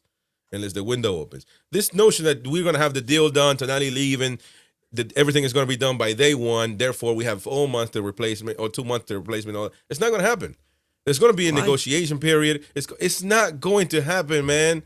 He's under contract, first of all, so no other club can talk to him. No, but why isn't it going to happen? But why shouldn't that happen? When have you ever seen? When have you ever seen a big player move out like that? The first day of the window or the first week of the window, and then kumbaya, everybody's happy. Usually, the club wants to keep the player, try to persuade the player, just like we did against Isaac. But they should be doing that now. But hang on. Let's not make this about Tonali. What you need to do is you need to be looking now for the players that we need and get them in. Forget about the fact that we might lose players. Have the players that we need already in place, get them in, and if we lose somebody, then it makes it a lot easier because I agree. We then we can go out and replace. Because Tonali is not going to first of all agree on any. Tonali's not going to agree on nothing with another club because what club wants Tonali right now? It's like Isak didn't want to leave Newcastle United. He said it until Liverpool came in the window. So if the window opens and 2 weeks go by and all of a sudden there's interest from Man City or Juventus, then he might say, you know what, I'm leaving. And then you're 2 weeks, 3 weeks in, and now you have to figure out this whole situation, and then it becomes the Isak saga over again. So I'm petrified of this situation. The big difference is that I don't think we will fight through till September to try and hang on to him if we know he wants to go. We'll embrace it. We know we need to trade to make up our gap of income to be able to buy the players we need. We've got the new director of football will have had 12 months by then to build up his list of fabulous 21, 22-year-olds in Europe. He'd love to get some spending money and bring 3 or 4 lads in who can fit into the squad and maybe come through. And if they want an injury-prone Tino Livramento for another 80 million, City can have him as well, and we'll get a nice right back and go and have another 60 million to spend on other stuff. I don't mean sell 7 or 8 players just because everybody wants them. I've seen something going around where Man United want Lewis Hall, Bruno Guimaraes. They want about 4 or 5 of our players. I don't mean get rid of everybody, but I do think there's reasons why you could get rid of Tonali because he's wanting to go. Fair enough. It might be pressure from his wife to get away from Newcastle. And we don't know that's happening, by the way. We don't know that's happening because some players definitely cash in on Livramento because we only get half a season each season from him. But that's the ongoing looping problem of Newcastle United because every year we say we need to bring these players in. And then you start losing Tonali and Livramento. And so what? You're never going to catch up to the players that you need because Newcastle can't buy 5-6 players every window. Welcome to the real world. No, that's not the real world. That's not. I'm not saying what you're saying. because we can bring players from all over the world. Don't need to buy Ilanga for 50 million. We don't need to do that every summer window. Gives you a lot of spend if you get 80 million for Tonali and like 60, 70 million for Livramento on top of what we've already got. Because there was a report from some website. I mean, I don't know that the price was 65 for him. Would anybody take 65 for Tino? I probably would. But you're gonna have people like Wyn, that won it all in the world. They want the best players and don't want to sell and under PSR, so nothing happens with Newcastle. Who is paying really 80 million for a left back? Who is doing that? Who's paying 100 million for a left back or a right back? That doesn't happen.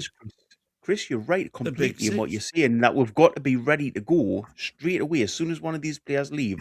We have to be ready to go with players that we've scouted, got prep for, and want to sign from other leagues. Let's not go Premier League again. Let's go into the Americas, the African, the Asian leagues. Let's get players in from there who can improve this squad without costing an absolute fortune and without costing a fortune in wages. Yeah. Well, and listen, we should have some cash to move very quickly in this. We should, because we got the Isak money up to June, where there are teams that might be looking to get a bit of extra cash in to not break PSR. Here's the thing, though, Ian. You can make so many deals with South American clubs 6 months before they even join. Like it's really I don't understand it. I don't understand why we wait so long. But regardless, it's important to clarify. We don't know that Tonali wants to leave or he will, do anything to leave. Exactly. We don't know that. However, these things by the agent coming out, if I don't want this out, then I'm telling my agent, look, stop talking to the media or I'm going to fire you. It's that easy, really. If I don't like it, So maybe he is saying, explore my options and see what's happening. Now he doesn't have to, because there was a good comment from World Captain Bruno. I think that they said he wasn't going to put us in the same situation as the Rat did, but he doesn't have to. All he has to say is, I want to leave Newcastle this window. I'll play the games. I'll play the preseason. I'll go do whatever I need to do. Unlike Isak, he doesn't have to do the Isak thing, but he still wants to go. It's the same thing, really. So that's exactly what I'm saying. I'm saying if players want to leave, they want to leave. And my opinion on that, good riddance. If they want to leave, let them go. But get proper money in the right time so that we can make their disappearance as painless as possible. Yeah. Well, the sporting director, Ross Wilson, he should be using the international break that's coming up next week to sit down with the agents of Livramento and Tonali and ask them what intention they've got. And if he senses, or if they outright say that their intention is to seek a transfer, part of what he looks at needs to be the plan in the first place, plus replacements for them, which their transfer fees will fund. And Gav Fuller made a comment before, which I agree with totally. The World Cup throws a spanner into all these works. If Italy are there, you let Tonali go to the World Cup and see if he can throw 25 million on his value, I think the thing is, we need to stop worrying about teams coming in for our players. We just have to have a plan in place that if teams do come in, we've got something that we can do about it. So we've got players that we want to sign. So, we're going to get a fortune for some of those players when you think about it. Tonali, Tino, Hall, if you want. They're all worth a load of cash. So if a big team comes in and wants to spend a fortune on them, then class that as a positive. Nobody. We can go out and replace them players with two players from abroad. That's the only thing. When you think about replacing Tino with Trent, if you go out and get the right players in for that money, you will close the gap. You're not going to improve the team by selling your best players. Simple. But what are you going to? But you just said that you would sell. You would sell them. Yes. If they want to leave. So what are you on about? Because you've got no choice. You do not want another Isak situation. So you just have to move on with it and get it done. But then you have to accept No. that our progress is No, going you to be don't. No, you don't. All you have to accept is that we can go out and buy players from abroad that can come and replace. How have Man City done that? How have Chelsea done that? How have Liverpool Man City done? just go and buy You've the got best to buy. players You've got to available. buy. You've got to buy players from abroad that are cheaper. They do and it all pay the less time. wages. They do it all the time. They do it all the time, man. They bought I'm sorry, Liverpool bought Szoboszlai from where? Where did Vardiol come from? And we were in where did where Vardiol come from? And they have the money, and they can buy multiple players per window to compete for the league. We are talking about Newcastle United trying to be in Europe every season. Should be a lot easier, right? Now, you're never going to, by the way, never going to sell Livramento or any fullback as great as Lewis Hole is, and he's a Geordie by parents. All of that love, I get it. But nobody is paying a lot of money for fullbacks. They're not. The highest paid for a fullback has been Hakimi. That I think is on another level than Lewis Hole at the moment and Tino Livramento for 68 million euros, right? Euros. And the other one was like Cucurella, who was, very sold out back in when he was at Brighton for 56. That was 4 years ago now, maybe. That's 56. Nothing's changed in 4 years, man. You're talking about like it's 20 years ago. 56 million pounds. So you're gonna get 65 million pounds for Tino Livramento. You might just get it done. Who opposes to that? If 65 million is what they come in for Tino. That's the perfect super chat from what was there, and he's quite right. If you're shrewd, you have players lined up. Yeah, that's all I'm arguing. That if they should have had these conversations, or they should be ongoing right now. And if certain players have decided that they want to leave, then they should know that now, and they should be have yeah, but that's easier said than done, Wyn. That's easier said than done, man. What? Because if you ask Tonali, do you want to leave? And he's going to say, well, he's got no offer, so why would he say he wants to leave? Until he gets an offer and interest from another club. Then he would say, you know what, I like that club. I like Juventus. So yeah, I want to leave now. And that's halfway through the window. That's how it works, dude. And even if players do say they want to leave, all the conversation last winter was Isaac had told Howe that he wanted to go, but he just ignored it.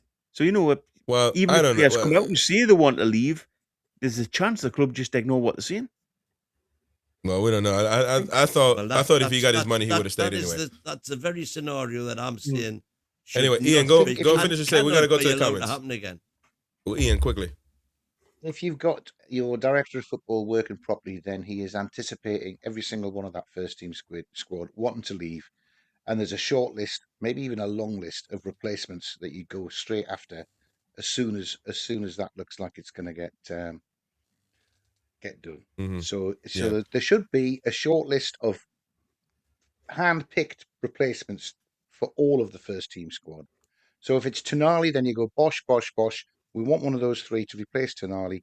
He's going to cost about 40 million. So we've got another 25, 30 million into the pot to bring further squad players in. To upgrade Murphy, for example. Jamie, last thoughts on this matter? Would you take 65 million for Livramento? Probably, yeah. I'd try and push him up a bit, but that's there you go. Probably getting around the ballpark. But that's it, yeah. Exactly. This is where Ross Wilson earns his money, innit? If he's been here long enough to have had a look around, we've got more money than we've ever had, I think. That's right. Assuming some of those transfers happen. They've got I do think the World Cup might slow things down a little bit, but that might give you a chance to watch some players a little bit more. Exactly. But as soon as that tournament's over, need to do a lot. It needs to be a complete overhaul this summer. So we shall see. Yeah, there you go. We shall see. We shall see. Wyn is knackered, man. He just picks players to just accept whatever he wants to, whatever club. They want to be in the World Cup, man. I know that you don't. I know that you didn't know the World Cup is happening because you don't care about football. But the World Cup is happening, the biggest tournament in the world, in the greatest country in the world, ladies and gents, the United States of America. You lads should come over here. Trust me, come over here We'll treat you proper. Come to you gotta come to the south though, where the proper place, proper steaks. We'll say some dinosaur steaks, man. Oh my God, sort us with tickets like we do for you when you cross the pond. Well, we might be able to do something, yeah, but you might be able to do something. I'll sort you with lodging for sure. How about that? On this wonderful 3-story house. But anyway, RG Fox, I'm not sure. Samoslide knows the league setup mentioning LFC may go down to the Conference League if they don't pull their socks up. Mind. I don't know what you guys were talking about earlier on. Let's see here. I tell you what, I would just the scenario Ian came up. I'm going to do a story on Liverpool, by the way, on the second channel about it's going to be good. It's not really the topical football things that we talk about. It's going to be interesting. Anyway, go on. Yeah. Lost my chain of thought now. What Ian was talking about earlier. You don't agree with something I said. You're out your mind, man. Yeah. We are nurses around with his meds. Now we've got knee chance. When I think my God. my scenario where Isaac wins no medals and doesn't qualify. Yes, that's the one. That was the scenario that I Liverpool to finish up in the. We gotta go with the comments. Liverpool finish in the Conference League and we finish in the Champions League. Forget about Isaac. That's their problem. They don't care about Newcastle United. They talk about the Mackhams. They talk about Isak. You know what I mean? They're Newcastle United, man. Have some standards. Irish says, where there's smoke, there's fire. Well, that would be a saying that didn't come to mind as I was speaking about the Tonali situation. That's right. RG said, you like mine? When the river sounds is because it brings stones, baby. There you go. There you go. If the lads don't want to stay, sit them down now and identify their replacement. There you go. World Captain Bruno, get the players in. Easy to say. You need to get them to come here, says World Captain Bruno. Kenny, Isak said he wanted out in May. How put it off and off, says Kenny. Becca, we are willing. If we're going to sell whole, it proves to me that we have no ambition. Ooh. Well, what can you do? If they want to leave, they want to leave. I mean, Livramento, trust me, that's the sneaky one. I'm telling you, that looks like a sneaky one. He doesn't want to sign. He doesn't. The thing about with Livramento is it feels like, because when you don't sign a contract, you don't accept a deal. You say like, no, I might entertain this though, if you're willing to. Livramento right now is like nothing. He's waiting for the World Cup. And we'll see if he plays too, by the way. He doesn't play for England ever. So he does when he's not injured. No, he doesn't play over Trent. He doesn't play over Trent. Ever. So he's got a few caps. He has. Yeah, he got a few caps, but he's not, if you're gonna use the World Cup though, Jamie, then you need some proper minutes, to get some money. I've got every confidence that Livramento and Hall will be England's fullbacks for the World Cup. Quick question, Chris. This somehow we're giving Wyn a free transfer. We'll let them go off.